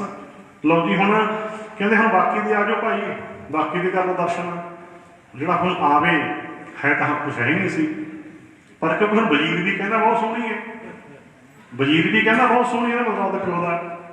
ਤੇ ਹੁਣ ਜੇ ਕੋਈ ਹੋਰ ਦੂਜਾ ਕਹੂਗਾ ਵੀ ਵਿੱਚ ਤਾਂ ਹੈ ਹੀ ਨਹੀਂ ਕੁਛ, ਤੁਹਾਨੂੰ ਪਤਾ ਹੀ ਹੈ। ਚਲੋ ਜਿਸ ਵੇਲੇ ਗੱਲ ਮੁਕਾਓ ਜੀ, ਜਿਹੜਾ ਦੇਖਿਆ ਕਰੇ ਮਗਲੀ ਕਹਿੰਦੇ ਹਾਂ ਜੀ ਬਹੁਤ ਸੋਹਣੀ ਬਹੁਤ ਸੋਹਣੀ, ਕਮਾਲ ਹੋ ਗਈ ਬਹੁਤ ਸੋਹਣੀ, ਨਹੀਂ ਦੇਖੀ ਇਹ ਜੀ ਕਦੇ ਦੱਸਦਾ ਬਹੁਤ ਸੋਹਣੀ। ਗੱਲ ਮੁਕਾਓ ਸਾਰਿਆਂ ਨੇ ਕਰਤਾ ਬਹੁਤ ਸੋਹਣੀ ਬਹੁਤ ਸੋਹਣੀ ਬਹੁਤ ਸੋਹਣੀ। ਕੂੜ ਦਾ ਤਾਣਾ ਕੱਤਿਆ, ਕੂੜ ਦੀ ਕਪਾਹ ਕੱਤੀ ਨਾ ਸਮਝਣ ਵਾਸਤੇ ਕਹਾਣੀ, ਕੂੜ ਦਾ ਹੀ ਤਾਣਾ ਪਾਣਾ, ਕੂੜ ਹੈ ਕੁਛ ਨਹੀਂ, ਸਾਰਾ ਕੁਛ ਹੀ। ਲਓ ਜੀ ਜਿਸ ਵੇਲੇ ਕਹਿੰਦੇ ਬਹੁਤ ਸੋਹਣੀ ਬਹੁਤ ਸੋਹਣੀ, ਚਲੋ ਹੋ ਗਈ ਜਦੋਂ ਬਹੁਤ ਸੋਹਣੀ ਬਹੁਤ ਸੋਹਣੀ, ਤੇ ਚਲੋ ਜੀ ਕਹਿੰਦੇ ਰਾਜਾ ਨੂੰ ਬਣਾਈਏ, ਰਾਜਾ ਜੀ ਨੂੰ ਆਪਾਂ ਬਣਵਾ ਦੇਈਏ। ਸਾਰੇ ਲਾ ਲਿਆ ਢੱਕਣ, ਆ ਗਿਆ ਰਾਜੇ ਕੋਲੇ, ਆ ਕੇ ਸਾਰੇ ਰਾਜੇ ਕੋਲੇ। ਜਿਸ ਵੇਲੇ ਜੀ ਰਾਜੇ ਨੂੰ ਕਹਿਣ ਲੱਗੇ ਰਾਜਾ ਜੀ ਆਹ ਲਓ ਦਸਤਾਰ, ਤੇ ਇਹ ਤੁਸੀਂ ਸਾਰਿਆਂ ਦੇ ਸਾਹਮਣੇ ਨਾ ਬੰਨ੍ਹ ਕੇ ਵੀ ਦਿਖਾਓ, ਆ ਪੁੱਛੋ ਸਾਰਿਆਂ ਤੋਂ। ਉਹ ਸਾਰੇ ਕਹਿੰਦੇ ਬਹੁਤ ਸੋਹਣੀ ਬਹੁਤ ਸੋਹਣੀ ਬਹੁਤ ਸੋਹਣੀ ਹੈ। ਦੇ ਵਿੱਚ ਢੱਕਿਆ ਚੱਕਿਆ ਢੱਕਣ, ਤੇ ਵਿੱਚ ਕੁਛ ਹੈ ਨਹੀਂ ਸੀ ਵਿੱਚ। ਤਾਂ ਰਾਜੇ ਨੇ ਸੋਚਿਆ ਵੀ ਸਾਰੇ ਕਹਿੰਦੇ ਬਹੁਤ ਸੋਹਣੀ ਹੈ, ਇਹ ਕਹਿੰਦਾ ਬੰਦੇ ਪਿਓ ਦਾ ਹੋਇਆ ਉਹਨੂੰ ਦੱਸੋ, ਦੂਜੇ ਨੂੰ ਦੱਸਣੀ ਨਹੀਂ, ਇਹ ਚੱਕਰ ਕੀ ਹੈ। ਤੇ ਰਾਜਾ ਵੀ ਮਗਰੀ ਕਹਿੰਦਾ ਬਾਈ ਕਮਾਲ ਹੋ ਗਈ, ਅਸੀਂ ਤਾਂ ਦੇਖੀ ਨਹੀਂ ਕਦੇ, ਕਮਾਲ ਹੀ ਹੋ ਗਈ ਆਪਾਂ, ਅਸੀਂ ਦਸਤਾਰ ਹੀ ਨਹੀਂ ਦੇਖੀ। ਜਲਾਹਾ ਕਹਿੰਦਾ ਬੰਨ ਕੇ ਦਿਖਾਓ, ਸਾਰਿਆਂ ਦੇ ਸਾਹਮਣੇ ਲੱਗੇ। ਲਓ ਜੀ ਰਾਜਾ ਵਿੱਚ 5-7 ਵਾਰੀ ਮਾਰੇ ਹੱਥ ਜਿਸ ਵੇਲੇ, ਤੇ ਦੂਜੇ ਲਾਗੇ ਕਰਨ ਕਹਿੰਦੇ ਬੰਨੀ ਹੋਈ ਉਦੋਂ ਵੀ ਸੋਹਣੀ ਲੱਗਦੀ ਹੈ, ਬੋਲੋ ਸਤਨਾਮ। ਸਾਰੇ ਲਾਗੇ ਕਰ ਬਹੁਤ ਸੋਹਣੀ ਬਹੁਤ ਸੋਹਣੀ, ਬੱਲੇ ਬੱਲੇ ਬਹੁਤ ਸੋਹਣੀ ਲੱਗਦੀ, ਬੰਨੀ ਤਾਂ ਹੋਰ ਵੀ ਸੋਹਣੀ ਲੱਗਦੀ ਹੈ, ਕਮਾਲ ਹੋ ਗਈ। ਸੋ ਕਹਿਣ ਦਾ ਭਾਵ ਕਹਾਣੀ ਬਹੁਤ ਕੁਛ ਕਹੇਗੀ ਨਾ।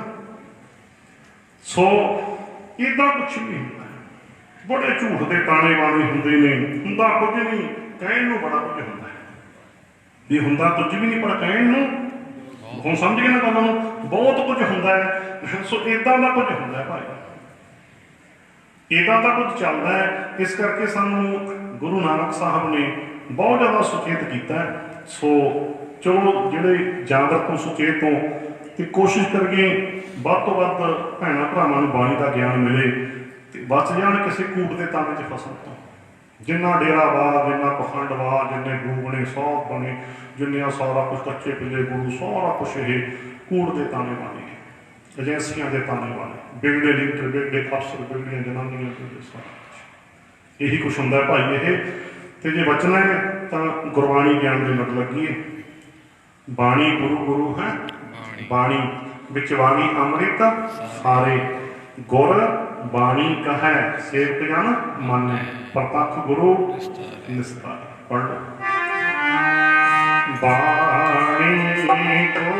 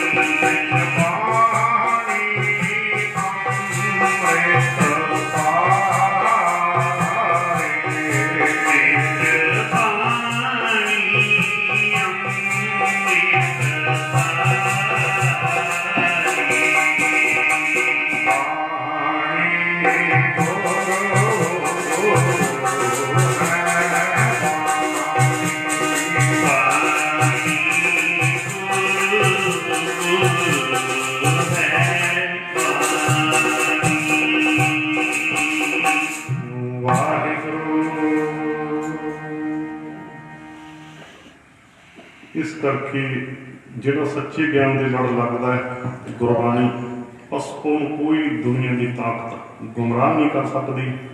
ਉਹ ਕਦੇ ਵੀ ਧਰਮ ਦੇ ਨਾਂ 'ਤੇ ਲੁੱਟਿਆ ਨਹੀਂ ਜਾ ਸਕਦਾ। ਸੋ ਇੱਥੋਂ ਤੱਕ ਆਪਾਂ ਇਹ ਗੁਰੂ ਨਾਨਕ ਸਾਹਿਬ ਦੇ ਸ਼ਲੋਕ ਦੀ ਵਿਚਾਰ ਕੀਤੀ ਹੈ। ਤੇ ਇੱਕ ਗੱਲ ਹੋਰ ਕਹਿ ਦੇਵਾਂ, ਇੱਕ ਵਿਸ਼ੇ 'ਤੇ ਗੱਲ ਹੋਰ ਕਹਿ ਦੇ ਲੱਗਦੇ ਹੱਥ, ਕਿ ਜਦੋਂ ਆਪਾਂ ਗੁਰਬਾਣੀ ਪੜ੍ਹਦੇ ਹਾਂ ਨਾ, ਵਿਚਾਰਦੇ ਹਾਂ, ਪਤਾ ਤਾਂ ਹੀ ਲੱਗਦਾ, ਨਹੀਂ ਲੱਗਦਾ। ਇੱਥੇ ਇੱਕ ਗੱਲ ਕਹਿ ਦੇਵਾਂ, ਅਫਸੋਸ ਇਸ ਗੱਲ ਦਾ ਕਿ ਗੁਰਬਾਣੀ ਨੂੰ ਵਿਰਲੇ ਵਿਰਲਿਆਂ ਨੇ ਸਮਝਿਆ ਜਾਂ ਵਿਚਾਰਿਆ। ਬਾਣੀ ਵਿਰਲੋ ਵਿਚਾਰ ਸੀ ਜੇ ਕੋ ਗੁਰਮੁਖ ਹੋਏ, ਇਹ ਬਾਣੀ ਮਹਾਂਪੁਰਖ ਕੀ ਨਿਜ ਘਰ ਵਾਸਾ ਹੋਏ। ਅਫਸੋਸ ਕਾਹਦਾ ਤੁਸੀਂ ਪੁੱਛੋਗੇ? ਪਹਿਲਾਂ ਮੈਂ ਤੁਹਾਨੂੰ ਪੁੱਛਣਾ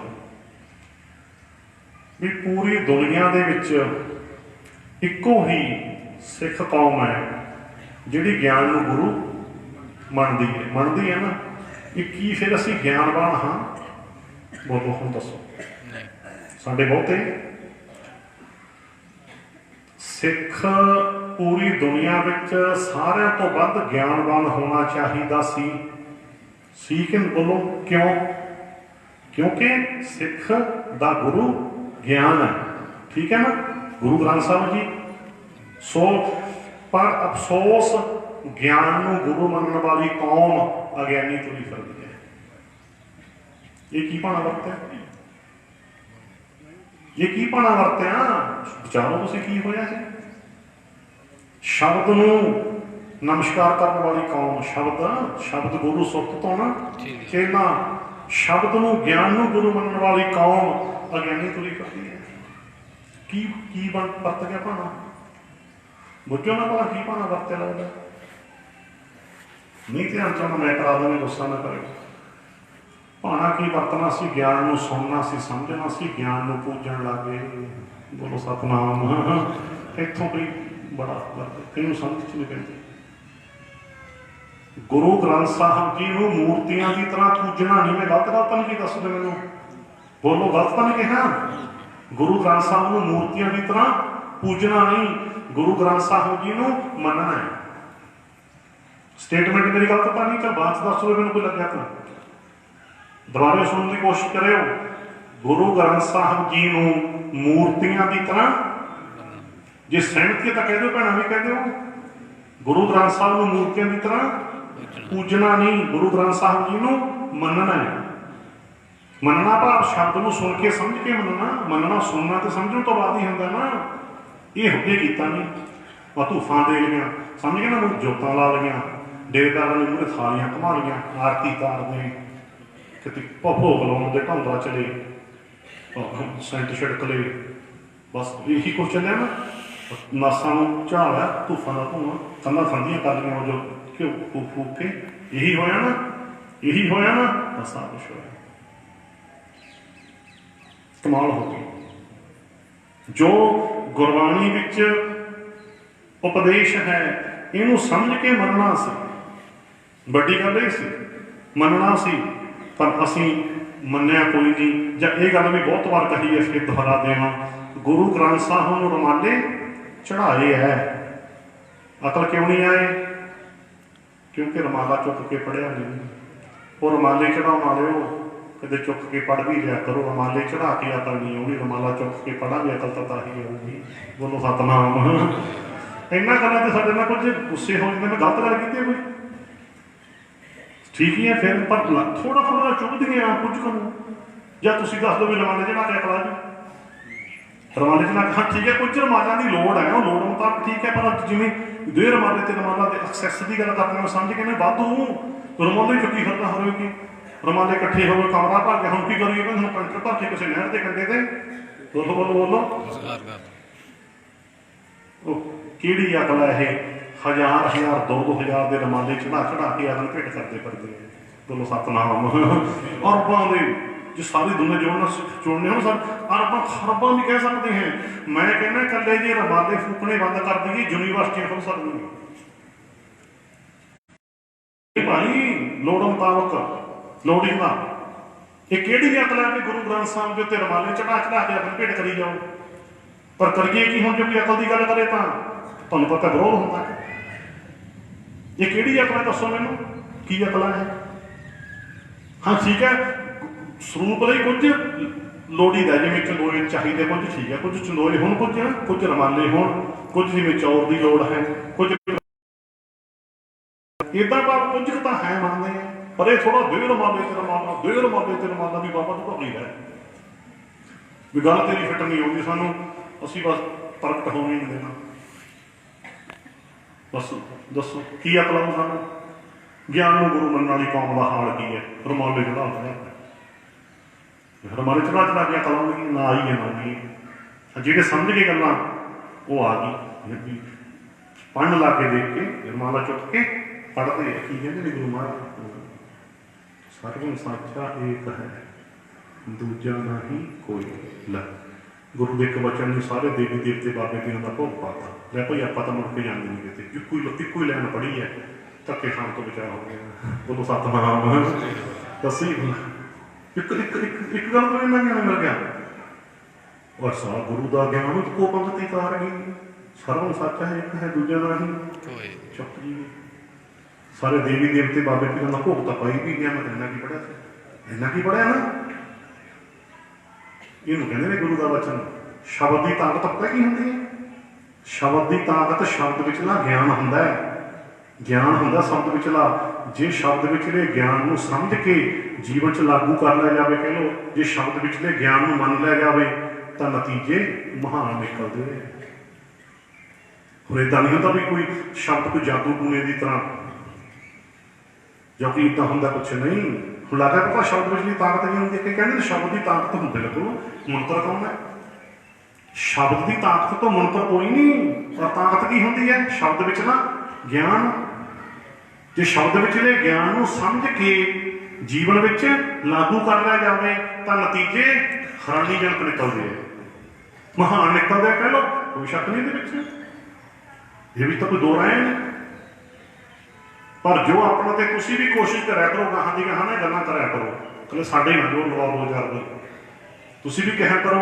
प्रबंधक कमेटी में भाई रमाले तो देखो बहुत तुहानूं लगे पे रमाले ने चक्की आओ कि गल कहते हैं प्रधान जी, फिर तो कहते गल कही देखो ना ही कही जाते, कहते ग्रंथी सिंह भी समझाई चलो कोई नहीं, असीं भी हम गावां झल झल के सच्चियां गल्लां सुनाइए, सानू कि शाबाशी मिलती है, हम असीं तो गावां खा के भी ठीक हो गए। सच जानो 20 बार साल जमीन गाला मिल गई, हम तो ढीड़ जी हो गई। मैं तो हस के कहते हमने भी गाला लग ऐसा भी हम खड़े जुड़ गए। सो सच्ची गल कहने तो जी देखो ना भला हो जाता कि बाणी को सुनो समझो मनो, वो माया कोई चंगे कामों के उत्ते लगे, भले कामों के लगे, किसी गरीब को कपड़े दे दो, गरीब की का ब्याह 5-7 सूट दे दो, रमाले थोड़ा प्रकट करी जाए। इस करके इदा कुछ अकल करिए, अकली साहिब बाणी च भी लिखा ना कि साहिब की सेवा करना होंगी है, समझ अकली साहिब सेवी है, अकली पाई है मान, अकली पढ़ के बुझिए, अकली कीचे दान, नानक आखे राह ये होर गल्लां शैतान। अकल करो, अकल करो, अकल दे वैरी नहीं बनना, अकल करनी है, समझनी है, अकल लेनी है, समझ लो। समझ के नाल ही साहिब की सेवा होंगी है, समझ के नाल ही मालक परमेश्वर में जुड़ना है। ये करके इस करके हम जो आप गुरबाणी पढ़ते हैं लिखा है भी देखो इतने फजूल दियाँ बंदिशां कोई नहीं, अगला पता कहाँ होना है, एवं बंदिशां कोई नहीं इतने, तैडी बंदिश मैं कोई ना डिठा। इन्होंने वचनों से आप कोशिश करा विचार की हूँ फिर पढ़ियो, तैडी बंदिश मैं कोई ना डिठा, तू नानक मन भाना, घोड़ घुमाई किस मित्र विचोले, जय मिल कंत पछाना। तैडी बंदिश मैं कोई ना डिठा, गुरु साहब जी तुहाडी बंदिश तो मैं कोई देखी हुई कि तुसीं इवें फजूल दीयां बंदिशां लाउंदे हो, फजूल दीयां बंदिशां, कर्मकांडी बंदिशां ना, इदां दीयां तां कोई देखी नहीं, इदां दीयां बंदिशां तेरे ज्ञान विच, तेरी गुरमत विच। तैडी बंदिश मैं कोई ना डिठा, तू नानक मन भाना। इस करके गुरु जी, गुरु बाबा जी सारे के मन में भा गए, चंगे लगे जिन्होंने समझा तुहानूं। ਤੂੰ ਸਾਰਿਆਂ ਦੇ ਮਨ ਵਿੱਚ ਭਾ ਗਿਆ, ਬੜਾ ਪਿਆਰਾ ਲੱਗਿਆ। ਤੂੰ ਨਾਨਕ ਮਨ ਭਾਣਾ, ਘੋਲ ਘਮਾਈ ਤਿਸ ਮਿੱਤਰ ਵਿਚੋਲੇ, ਉਸ ਮਿੱਤਰ ਤੋਂ ਉਸ ਵਿਚੋਲੇ ਤੋਂ ਸਦਕੇ ਜਾਵਾਂ। ਜਿਸ ਗੁਰੂ ਨੂੰ ਮਿਲ ਕੇ ਮੈਂ ਆਪਣੇ ਮਾਲਕ ਨੂੰ ਆਪਣੇ ਅੰਦਰੋਂ ਪਛਾਣ ਲਿਆ। ਜੈ ਮਿਲ ਕੰਤ ਪਛਾਣਾ, ਜੈ ਮਿਲ ਕੰਤ ਪਛਾਣਾ। ਤੇ ਗੁਰੂ ਵਿਚੋਲਾ ਵੀ ਕਿਹੋ ਜਿਹਾ ਮਿਲਿਆ? ਕਹਿੰਦੇ ਬੀਬਾ ਉਹਦੇ ਘਰ ਵਸ ਮੇਰੀ ਦੇਹ ਨਾ ਲੱਗਦੀ। ਬੋਲੋ ਸਤਨਾਮ। ਹੋਰ ਤਾਂ ਕਹਿੰਦੇ ਨਾ ਕਿ ਜੁੜਨੇ, ਕਮਾਲ ਹੋ ਗਿਆ। ਵਿਚੋਲਾ ਕੈਸਾ ਮਿਲਿਆ? ਜੋ ਗੁਰੂ ਜੀ ਕਹਿੰਦੇ ਤੇਰਾ ਏਕ ਨਾਮ ਤਾਰੇ, ਕਹਿੰਦੇ ਮੈਂ ਨਹੀਂ ਤਾਰਦਾ, ਤੇਰਾ ਨਾਮ ਤਾਰਦਾ। ਬੋਲੋ ਸਤਨਾਮ। ਤੇਰਾ ਕਮਾਲ ਹੋ ਗਈ। ਸਦਕੇ ਜਾਵਾਂ। ਘੋਲ ਘਮਾਈ ਤਿਸ ਮਿੱਤਰ ਵਿਚੋਲੇ। ਤੇ ਅੱਜ ਡੇਰੇਦਾਰ ਤਾਂ ਨਹੀਂ ਕਹਿਣਗੇ ਪੂਰਨਮਾਸ਼ੀ ਨੂੰ ਇੱਥੇ ਆਇਆ ਕਰ, ਇੱਥੇ ਦਸਵੀਂ ਲੱਗਦੀ ਹੈ, ਇੱਥੇ ਮੱਸਿਆ ਤੇ ਭਾਰਤ ਜੇ ਵਿਚੋਲਾ ਚਾਹੇ ਕਿਸੇ ਨੂੰ ਮੇਰੇ ਘਰ ਹੀ ਗੇੜੇ ਮਾੜੇ ਜਾਣਾ। ਸਤਨਾਮ। ਵਿਚੋਲਾ ਕਹੋਗੇ ਕਿ ਨਕਲੀ ਵਿਚੋਲਾ? ਪਰ ਗੁਰੂ ਵਿਚੋਲਾ ਕਹਿੰਦਾ ਬੀਬਾ ਜਿੰਦ ਨੂੰ ਕਹਿ ਲਓ ਆਪਣੇ ਘਰ ਵਾਸ ਤੈਨੂੰ ਤੇ ਅੰਦਰ ਹੀ ਮਿਲਣਾ। ਹਿਰਦੇ ਦੀ ਸੇਜ ਤੇ ਤੇਰੇ ਅੰਦਰ ਹੀ ਮੇਰੀ ਸੇਜ ਜਿਹੜੀ ਹੈ ਅਡੰਬਰ ਬਣਿਆ। ਹਿਰਦੇ ਦੀ ਸੇਜ ਤੇ ਮੈਨੂੰ ਮੇਰਾ ਮਾਲਕ ਅੰਦਰ ਹੀ ਬੁਲਾਤਾ। ਮੇਰਾ ਗੁਰੂ ਮੈਨੂੰ ਕਹਿੰਦਾ ਬੀਬਾ ਆਪਣੇ ਘਰ ਵਾਸ। ਬੋਲੋ ਸਤਨਾਮ। ਸਦਕੇ ਜਾਵਾਂਗੇ ਆਪਣੇ ਘਰ ਵਾਸ। ਕਮਾਲ ਹੋ ਗਈ। ਨਹੀਂ ਕਿਤੇ ਸੋ ਪਰ ਅਸੀਂ ਕੀ ਕੀਤਾ? ਅਸੀਂ ਬੰਦਸ਼ਾਂ ਕੋਲੋਂ ਬਣਾਈਆਂ, ਬੜੀਆਂ ਬਣਾਈਆਂ। ਬਾਣੀ ਦੇ ਰੂਪ ਦੇ ਵਿੱਚ ਹੀ ਲੈ। ਪਹਿਲਾਂ ਤਾਂ ਬਾਣੀ ਪੜ੍ਹਨ ਦੇ ਵਾਸਤੇ ਮੈਂ ਕਈ ਕਹਿੰਦੇ ਦੇਖੇ ਨੇ ਇਹ ਤਾਂ ਕੇਸੀ ਨਾ ਕੇ ਪੜ੍ਹਨੀ ਹੁੰਦੀ ਹੈ ਵੀ ਫਿਰ ਨਾ ਵੀ ਨਾ ਘਨਾਤਾ ਹੋਵੇ ਕਿਸੇ ਗੱਲ ਜੀ। ਸੋਚੋ ਕਦੇ ਆਪਾਂ ਨਹਾਉਣੇ 5-7 ਦਿਨਾਂ ਚ ਕੇਸੀ ਨਾ ਜੇ ਬਣਨੀ ਹੁੰਦੀ, ਇਹ ਕਿਸੇ ਨਾਲ ਤਾਂ ਨਹੀਂ ਬਣਨੀ। ਗੁਰਬਾਣੀ ਕਹਿੰਦੀ ਆ ਸੋਚੈ ਸੋਚ ਨਾ ਹੋ ਬਈ, ਜੇ ਸੋਚੀ ਲੱਖਾਂ ਤੂੰ ਲੱਖਾਂ ਵਾਰੀ ਲੱਖਾਂ ਥਾਵਾਂ ਤੇ ਨਹਾਵਾ, ਇਹ ਸਰੀਰ ਤੱਕ ਪਵਿੱਤਰ ਹੁੰਦੇ ਨਹੀਂ ਹੁੰਦਾ। ਹੁੰਦੇ ਕੀ ਹੁੰਦਾ? ਹੁੰਦਾ ਹੀ ਨਹੀਂ। ਜਿਹੜੀ ਗੁਰਬਾਣੀ ਕਹਿੰਦੀ ਹੈ ਸੋਚਿਆ ਸੋਚਣਾ ਹੋਵੇ, ਜੇ ਸੋਚੀ ਲੱਖ ਵਾਰ। ਤੇ ਬਾਣੀ ਨੂੰ ਪੜ੍ਹਨ ਵਾਸਤੇ ਕਹਿੰਦੇ ਕੇਸੀ ਨੂੰ ਲੱਗ ਗਈ। ਬੋਲੋ ਸਤਨਾਮ। ਕੋਈ ਗੱਲ ਬਣਾਤੀ ਨਾ, ਬੋਲੋ ਬਣਾਤੀ ਨਾ, ਇਹ ਕੋਲੋਂ ਗੱਲ ਬਣਾਈ ਹੈ ਨਾ। ਇਹ ਤਾਂ ਕੇਸੀ ਨਾ ਕਿ ਪੜ੍ਹਨੀ ਹੁੰਦੀ ਹੈ, ਜਾਂ ਇਹ ਤਾਂ ਚੌਂਕੜਾ ਲਾ ਕੇ ਪੜ੍ਹਨੀ ਹੁੰਦੀ ਹੈ। ਠੀਕ ਹੈ, ਆਮ ਹਾਲ 'ਚ ਆਪਾਂ ਚੌਂਕੜਾ ਲਾ ਕੇ ਪੜਾਉਣੇ ਆ, ਪਰ ਜੇ ਬਜ਼ੁਰਗ ਨਾ ਚੌਂਕੜਾ ਲਾ ਜੋ ਕੋਈ ਮਾਤਾ ਵੱਡੀ ਉਮਰ ਕੁਰਸੀ ਤੇ ਬਹਿ ਕੇ ਨਹੀਂ ਪੜ੍ਹ ਸਕਦੀ, ਪੜ੍ਹ ਸਕਦੀ, ਸੋਫੇ ਤੇ ਬਹਿ ਕੇ ਨਹੀਂ ਪੜ੍ਹ ਸਕਦੀ, ਪੜ੍ਹ ਸਕਦੀ ਹੈ। ਨਹੀਂ ਵੀ ਇਹ ਤਾਂ ਚੌਂਕੜਾ ਮਾਰ ਕੇ ਪੜ੍ਹਨੀ। ਵੀ ਜਦੋਂ ਸਰੀਰਕ ਪ੍ਰੋਬਲਮ ਹੋਵੇ ਠੀਕ ਆਮ ਹਾਲਤ ਵਿੱਚ ਤਾਂ ਕਹਿ ਸਕਦੇ ਹਾਂ ਆਪਾਂ। ਦੱਸੋ। ਤੇ ਕਈ ਤਾਂ ਇੱਕ ਗੱਲ ਹੋਰ ਵੀ ਕਹਿੰਦੇ ਮਾਫ਼ ਕਰਨਾ, ਗੁੱਸਾ ਤਾਂ ਨਹੀਂ ਕਰਦੇ ਕਹਿੰਦੇ। ਤੇ ਉਹ ਤਾਂ ਸਿਆਣੇ ਬੈਠੇ ਹੋ, ਹੈ ਤਾਂ ਹਾਸੇ ਦੀ ਵਾਲੀ ਗੱਲ ਹੈ, ਪਰ ਕਈ ਥਾਂ ਮਾਫ਼ ਕਰਨਾ ਕਹਿਣਾ ਪੈਂਦਾ। ਚਲੋ ਉਹ ਕਈ ਇੱਦਾਂ ਵੀ ਕਹਿ ਦਿੰਦੇ ਨੇ, ਕਹਿੰਦੇ ਇਹ ਤਾਂ ਪਜਾਮਾ ਲਾ ਕੇ ਬਣਨੀ ਹੁੰਦੀ ਹੈ।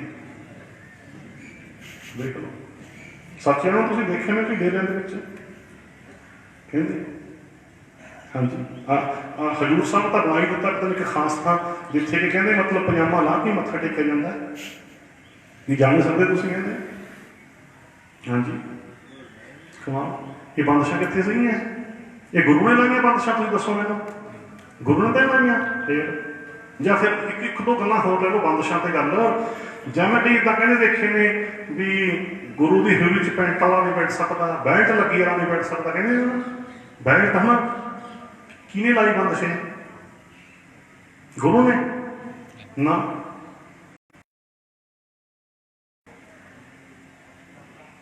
ਪੂਰੇ ਦੋਨੇ ਪਾਸੇ ਵੀ ਜਿਹੜਾ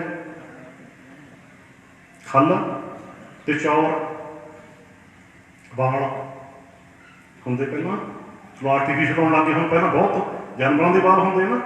ਕਈ ਤਾਂ ਮੈਂ ਪਿੱਛੋਂ ਉਵੇਂ ਜਿਹੀ ਪੂਰਾ ਮੂਹਰੇ ਅੱਗੇ ਵਾਲ ਤੇ ਪਿੱਛੋਂ ਉਵੇਂ ਹੱਡੀ ਤੇ ਉਵੇਂ ਅੱਗੇ ਜਟਾ ਦੇਖੇ। ਤੇ ਆਹ ਕੀ ਹੈ? ਬੋਲੋ ਗਿੱਲਾ ਚਮੜਾ। ਬੋਲੋ ਸਤਨਾਮ। ਗਿੱਲਾ ਚਮੜਾ ਹੱਥ ਚੰਮਦੇ ਫਰਕ ਹੈ। ਦੱਸਦਾ ਮੈਨੂੰ ਕੋਈ ਨਹੀਂ ਗੱਲ, ਕੋਈ ਲੱਗਿਆ ਮਗਰੋਂ ਮੈਨੂੰ ਮੇਰਾ ਸਾਥ ਦਾ ਕਿਹਾ ਸ਼ੱਕ ਸੁਣਿਆ ਹੋ ਤੁਸੀਂ? ਜਿਹੜੇ ਕਹਿੰਦੇ ਅਸੀਂ ਨਹੀਂ ਕਹਿੰਦੇ ਦੱਸਣ ਵਾਸਤੇ, ਕਹਿੰਦੇ ਮੁੰਨੀ ਤੇ ਤੋਨੀ ਬੋਲੋ ਇੱਕ ਬਰਾਬਰ ਹੈ। ਕਹਿੰਦੇ ਬਹੁਤ ਨੁਕਸਾਨ ਕੀਤਾ। ਕੀ ਸੱਚ ਹੈ ਇਹ? ਨਹੀਂ। ਕਿਸੇ ਨੁਕਸਾਨ ਕੀਤਾ, ਕਈ ਸਾਡੇ ਪੜ੍ਹੇ ਲਿਖੇ ਸੱਜਣਾਂ ਨੇ, ਅਫੀਸਰ ਲੋਕਾਂ ਨੇ ਕੀ ਕੀਤਾ? ਉਹਨਾਂ ਨੇ ਮਨਾਈ ਦਿੱਤੀਆਂ। ਕਹਿੰਦੇ ਮੁੰਨੀ ਤੋਨੀ ਕਹਿੰਦੇ ਇੱਕ ਬਰਾਬਰ ਹੀ ਹੁੰਦੇ, ਕਹਿੰਦੇ ਜਦੋਂ ਮਨਾਈ ਦਿੰਦੇ ਹਾਏ ਹਾਏ ਹਾਏ ਹਾਏ। ਮੰਨ ਲਓ ਕਿ ਜ਼ਿਮੀਦਾਰ ਕਿਸਾਨ ਵੀ ਹੈ, ਕੋਈ ਤੁਸੀਂ ਤੂੜੀ ਢੋ ਰਹੇ ਹੋ ਦਾ ਕੰਮ, ਜੇ ਉਸ ਵੇਲੇ ਤਾਂ ਸੰਕੋਚ ਨੂੰ ਦਾੜੀ ਨੂੰ ਕੀ ਕਰਨਾ ਹੈ ਕੋਈ ਗੱਲ ਬੋਲੋ। ਜੇ ਕੋਈ ਉੱਦਾਂ ਦੀ ਡਿਊਟੀ ਹੈ ਕਿਸੇ ਦੀ, ਉੱਦਾਂ ਦੀ ਕੋਈ ਅਸੂਲ ਹੈ ਕੋਈ ਡਿਊਟੀ ਦਾ ਹੋਰ ਦਾ, ਜਿਵੇਂ ਕੋਈ ਮੰਨ ਲਓ ਹੁਣ ਵੀ ਕੋਈ ਵਕੀਲ ਹੈ ਵੀ ਕੋਰਟ ਕੰਪਲੈਕਸ ਜਾਣਾ, ਉਹਨੇ ਕੇਸ ਲੜਨ ਜਾਣਾ ਹੈ, ਉਦੋਂ ਸਾਰਾ ਫਿਰ ਕੀ ਹੁੰਦਾ, ਕੀ ਹੈ ਗੱਲ। ਸੋ ਇੱਦਾਂ ਦੀਆਂ ਬੜੀਆਂ ਪਤਾ ਨਹੀਂ ਪਿੱਛੋਂ ਗੱਲਾਂ ਬਣਾਈਆਂ, ਕਿਹਨੇ ਬਣਾਈਆਂ ਦੱਸੋ। ਇਹ ਜਿਹੀਆਂ ਜਬੜੀਆਂ ਮਾਰਨ ਵਾਲਿਆਂ ਨੂੰ ਮਹਾਂਪੁਰਖ ਬਣਾਤਾ, ਪਤਾ ਨਹੀਂ ਕਿੱਥੋਂ ਲਿਆਂਦੀ ਇਹ ਗੱਲ। ਕਹਿੰਦੇ ਮੁੰਨੀ ਕਿ ਤੂੰ ਇੱਕ ਬਰਾਬਰ ਹੈ, ਕਿੱਥੋਂ ਲਿਆਂਦੀ ਪਤਾ ਨਹੀਂ ਕਿੱਥੋਂ ਆ ਲਿਆਂਦੀ ਇਹ, ਸਮਝ ਨਹੀਂ ਆਈ ਕਿੱਥੋਂ ਆ ਗਈਆਂ ਗੱਲਾਂ। ਇਹਨਾਂ ਗੱਲਾਂ ਨੇ ਨੁਕਸਾਨ ਕੀਤਾ ਸਾਡਾ। ਬਹੁਤ ਪੜ੍ਹਿਆ ਲਿਖਿਆ ਵਰਗ ਸਾਥੋਂ ਦੂਰ ਹੋ ਗਿਆ, ਦੂਰ ਹੋ ਗਿਆ ਸਾਥੋਂ। ਜਾਂ ਪਤਾ ਨਹੀਂ ਕਿੱਥੋਂ, ਉਹਨਾਂ ਨੇ ਵੀ ਪੁੱਛਣ ਦੀ ਕੋਸ਼ਿਸ਼ ਨਹੀਂ ਕੀਤੀ ਕਿਸੇ ਨੇ ਵੀ ਕਿੱਥੇ ਲਿਖਿਆ ਇਹ, ਕਿੱਥੇ ਹੈ ਇਹ, ਕਿਹਨੇ ਕਿਹਾ ਇਹ ਗੱਲਾਂ, ਨਾ ਪੁੱਛਣ ਦੀ ਲੋੜ ਹੀ ਨਹੀਂ। ਸੋ ਇੱਦਾਂ ਬੰਦਸ਼ਾਂ ਲੱਗੀਆਂ, ਕਿਤੇ ਗੁਰਬਾਣੀ ਪੜ੍ਹਨ ਲਈ ਬੜੀਆਂ ਡਰਾਇਆ ਗਿਆ, ਗਲਤ ਪੜ੍ਹ ਜਾਓਗੇ ਤੁਹਾਨੂੰ ਪਾਪ ਲੱਗ ਜੂ, ਗਲਤ ਪੜ੍ਹ ਜਾਓਗੇ ਪਾਪ ਲੱਗ ਜੂ, ਡਰਾਇਆ ਨਾ। ਤਾਂ ਅੱਜ ਬਹੁਤੇ ਸਿੱਖ ਪਤਾ ਬਾਣੀ ਪੜ੍ਹਨ ਨੂੰ ਕਿਉਂ ਤਿਆਰ ਨਹੀਂ, ਕਿਉਂਕਿ ਉਹਨਾਂ ਨੂੰ ਇੱਕ ਗੱਲ ਸੱਚਾਈ ਹੈ ਕਿ ਜੇ ਤੁਸੀਂ ਗਲਤ ਪੜ੍ਹ ਗਏ ਤੇ ਪਾਪ ਲੱਗ ਜੂ। ਇਹੀ ਹੈ, ਤਾਂ ਹੀ ਨਾ ਪੜ੍ਹਦੇ ਬਹੁਤੇ, ਨੌ ਵੀ ਨੌ। ਸੋ ਕੋਈ ਗਲਤ ਪੜ੍ਹੂ ਤੇ ਤਾਂ ਹੀ ਠੀਕ ਪੜ੍ਹੂ, ਬੋਲੋ ਤਾਂ ਹੀ ਠੀਕ ਪੜ੍ਹੂ। ਫਿਰ ਗਲਤ ਪੜ੍ਹ ਜੂ, ਮੈਨੂੰ ਤਾਂ ਲੱਗਦਾ ਵੀ ਪਾਪ ਘੱਟ ਹੀ ਲੱਗਣਾ ਹੈ, ਸਗੋਂ ਦੀ ਗੁਰੂ ਸਾਹਿਬ ਜੀ ਖੁਸ਼ ਹੋਣੇ। ਤੁਸੀਂ ਕਹੋਗੇ ਆ ਕੀ ਗੱਲ ਹੋ ਗਈ, ਮੈਂ ਦੱਸਦਾ ਤੁਹਾਨੂੰ ਮੈਨੂੰ ਗਲਤ ਗੱਲਾਂ ਕੀਤੀਆਂ ਨਾ ਇਹਨਾਂ ਲੋਕਾਂ ਨੇ, ਦੱਸਦਾ ਤੁਸੀਂ ਮੰਨੋਗੇ, ਮੈਨੂੰ ਪਤਾ ਮੈਂ ਤੁਹਾਨੂੰ ਉਦਾਹਰਨ ਦਿੰਦਾ, ਮੰਨਣਾ ਕੋਈ ਸੁਣੂ, ਮੈਂ ਦਾਅਵੇ ਨਾ ਕਹਿ ਸਕਦਾ ਵੀ ਖੁਸ਼ ਕਿਵੇਂ। ਮਾਈਆਂ ਭੈਣਾਂ ਨੂੰ ਵੀ ਮੰਨਣਾ ਪੈਣਾ। ਚਲੋ ਬੱਚਾ ਹੈ, ਸਮਝ ਗਏ, ਬੱਚਾ ਹੈ, ਬੋਲਣਾ ਸਿੱਖਦਾ, ਪਾਪਾ ਨੂੰ ਕਹਿੰਦਾ ਤਾਤਾ, ਪਾਪਾ ਜੀ ਨੂੰ ਵੀ ਕਹਿੰਦਾ, ਆਪਣੇ ਡੈਡੀ ਨੂੰ ਵੀ ਕਹਿੰਦਾ ਤਾਤਾ। ਹੁਣ ਦੱਸੋ ਵੀ ਖੁਸ਼ ਹੋਇਆ, ਡੈਡੀ ਵੀ ਖੁਸ਼ ਹੋਇਆ, ਬੱਚੇ ਦੀ ਮਾਂ ਵੀ ਖੁਸ਼ ਹੋਈ ਹੈ ਕਿ ਨਹੀਂ ਹੋਏ, ਬੋਲੋ ਕਿਉਂ ਹੋਇਆ, ਕਿਉਂਕਿ ਤਾਤਾ ਤਾਂ ਲੱਗ ਗਿਆ, ਕਹਿੰਦੇ ਛੇਤੀ ਪਾਪਾ ਲੱਗ ਜੂ ਕਹਿਣ, ਬੋਲੋ ਸਤਨਾਮ ਬਾਬਾ, ਤਾਤਾ ਲੱਗ ਗਿਆ ਕਹਿਣ, ਵਾਹ ਸ਼ਾਬਾਸ਼। ਬੋਲੋ ਮੰਨੋਗੇ ਸਾਨੂੰ, ਕਿਹੜਾ ਨਹੀਂ ਮੰਨਣ ਨੂੰ ਤਿਆਰ ਕਰੋ ਗੱਲ। ਜਦੋਂ ਗੁਰਬਾਣੀ ਪੜ੍ਹਨ ਲੱਗਾਂਗੇ, ਜੇ ਆਪਾਂ ਤੋਤਲੀ ਵਾਲੇ ਨਾਲ ਕੁਝ ਹੋਰ ਬੋਲਤਾ, ਗੁਰੂ ਪਿਤਾ ਵੀ ਖੁਸ਼ ਹੋਣਗੇ ਵੀ ਤੋਤਲਾ ਜਾਂ ਵਿੱਚ ਦੀ ਕੁਛ ਹੋਰ ਹੀ ਕਹੇਗਾ, ਚੱਲ ਲੱਗ ਜੂ ਠੀਕ ਪੜ੍ਹਨ, ਬੋਲੋ ਸਤਨਾਮ। ਲੱਗਦਾ ਗਿਆ, ਚੱਲ ਤੋਤਲਾ ਹਾਲੇ ਬਣ ਗਿਆ, ਲੱਗ ਗਿਆ ਬੋਲਦਾ ਬਈ ਸੁੱਕੜੇ ਨਾਲ ਸਮਝ ਗਿਆ। ਫਿਰ ਬੈਠੋ ਗੋਲ ਚ ਪੜ੍ਹੋ, ਲੱਗ ਜੂ। ਕਹਿੰਦਾ ਪਾਪਾ ਕਹਿਣ ਲੱਗ ਜੂ, ਜਿਹੜਾ ਗਲਤ ਬਾਣੀ ਪੜ੍ਹਦਾ ਹੌਲੀ ਹੌਲੀ ਠੀਕ ਪੜ੍ਹਨ ਲੱਗ ਜੂ, ਬੋਲੋ ਸਤਨਾਮ। ਜਿਹੜਾ ਪੜ੍ਹਦਾ ਹੀ ਨਹੀਂ ਉਹ ਲੱਗ ਜੂ ਪੜ੍ਹਨ ਕਦੇ ਨਹੀਂ, ਉਹ ਨਹੀਂ ਲੱਗਦਾ ਕਦੇ ਪੜ੍ਹਨਾ। ਜਿਹੜੇ ਜਵਾਕ ਨੂੰ ਡਰਾਉਣ ਲੱਗ ਜਾਂਦਾ ਮਾਂ ਪਿਓ, ਉਹ ਥੱਲੇ ਆ ਜਾਏਗਾ, ਉਹ ਤੋਂ ਗਿੱਟਾ ਤਰਾ ਲਏਗਾ, ਤੇਰੀ ਬਾਂਹ ਟੁੱਟ ਜੂ, ਉਹ ਮਰ ਜਾਏਗਾ, ਉਹ ਕਦੇ ਡਰਾਈਵਰ ਨਹੀਂ ਬਣਦਾ, ਬੋਲੋ ਸਤਨਾਮ। ਬਣਦਾ ਉਹਦਾ ਕੋਈ ਨਹੀਂ ਡਿੱਗਣ ਦਾ, ਇੱਕ ਦੋ ਵਾਰੀ ਕੁਛ ਨਹੀਂ ਹੁੰਦਾ, ਦਰਦਾ ਦੇਖਿਆ ਜਾ ਇੱਦਾਂ ਹੀ ਹੁੰਦਾ ਨਾ ਦੁਨਿਆਵੀ ਵੀ। ਫਿਰ ਦੱਸੋ ਪਤਾ ਨਹੀਂ ਕਿਹੜੀਆਂ ਬੰਦਸ਼ਾਂ ਇੱਥੇ। ਇਸ ਕਰਕੇ ਬੇਨਤੀ ਆ, ਸੈਂਚੀਆਂ ਲੈ ਆਓ ਤੇ ਲੱਗ ਜਾਓ ਪੜ੍ਹਨ, ਹਾਂ ਇੰਨਾ ਜ਼ਰੂਰ ਕਰਨਾ ਹੈ ਵੀ ਨਾਲ ਕੋਸ਼ਿਸ਼ ਕਰਨੀ ਹੈ, ਤੋਤਲੇ ਪਣ ਤੇ ਰੁਕਣਾ ਨਹੀਂ, ਠੀਕ ਹੈ, ਪਰ ਸ਼ੁਰੂ ਕਰ ਦਿਓ। ਬਾਣੀ ਪੜ੍ਹਿਆ ਕਰੋ, ਸਮਝੋ, ਆਂਢੀ ਗੁਆਂਢੀ ਪੁੱਛ ਲਓ, ਪੜ੍ਹਦੀ ਹੈ ਬਾਣੀ, ਗੁਰਦੁਆਰਾ ਸਾਹਿਬ ਪੁੱਛ ਲਓ, ਕ੍ਰਾਂਤੀ ਸਿੰਘ ਨੂੰ ਪੁੱਛ ਲਓ, ਅੱਗੇ ਹੋਰ ਸ਼ੁੱਧ ਹੋ ਜਾਓ। ਪੜ੍ਹੀ ਜਾਵਾਂਗੇ ਦਿਨ ਦਿਨ ਸ਼ੁੱਧ ਹੋਈ ਜਾਓ। ਪਹਿਲਾਂ ਸ਼ੁਰੂ ਵਿੱਚ ਮੈਂ ਵੀ ਬਹੁਤ ਗਲਤ ਪੜ੍ਹਦਾ ਹੁੰਦਾ ਸੀ, ਪਰ ਤਾਂ ਪਤਾ ਹੋਣ ਲੱਗਦਾ ਵੀ ਗਲਤ ਸੀ। ਕਈ ਵਾਰ ਹੁਣ ਵੀ ਉਵੇਂ ਪੜ੍ਹਦੇ, ਪਾਪ ਕਿਵੇਂ ਲੱਗ ਜਾਊ। ਸੌਖੇ ਢੰਗ ਨਾਲ ਦੱਸਿਆ ਵੀ ਹੈ। ਪਹਿਲਾਂ ਮੈਂ ਜੀ ਇੱਦਾਂ ਬਾਣੀ ਪੜ੍ਹਦਾ, ਜਦੋਂ 88 ਤੇ ਮੇਰੇ ਤੇ ਕਿਰਪਾ ਹੋਈ, ਉਦੋਂ ਮੰਨ ਲਓ ਇੱਦਾਂ ਜਦੋਂ ਪੰਗਤੀਆਂ ਆਉਂਦੀਆਂ ਇੱਦਾਂ ਪੜ੍ਹਦਾ ਦੱਸਦਾ ਤੁਹਾਨੂੰ ਮੈਂ।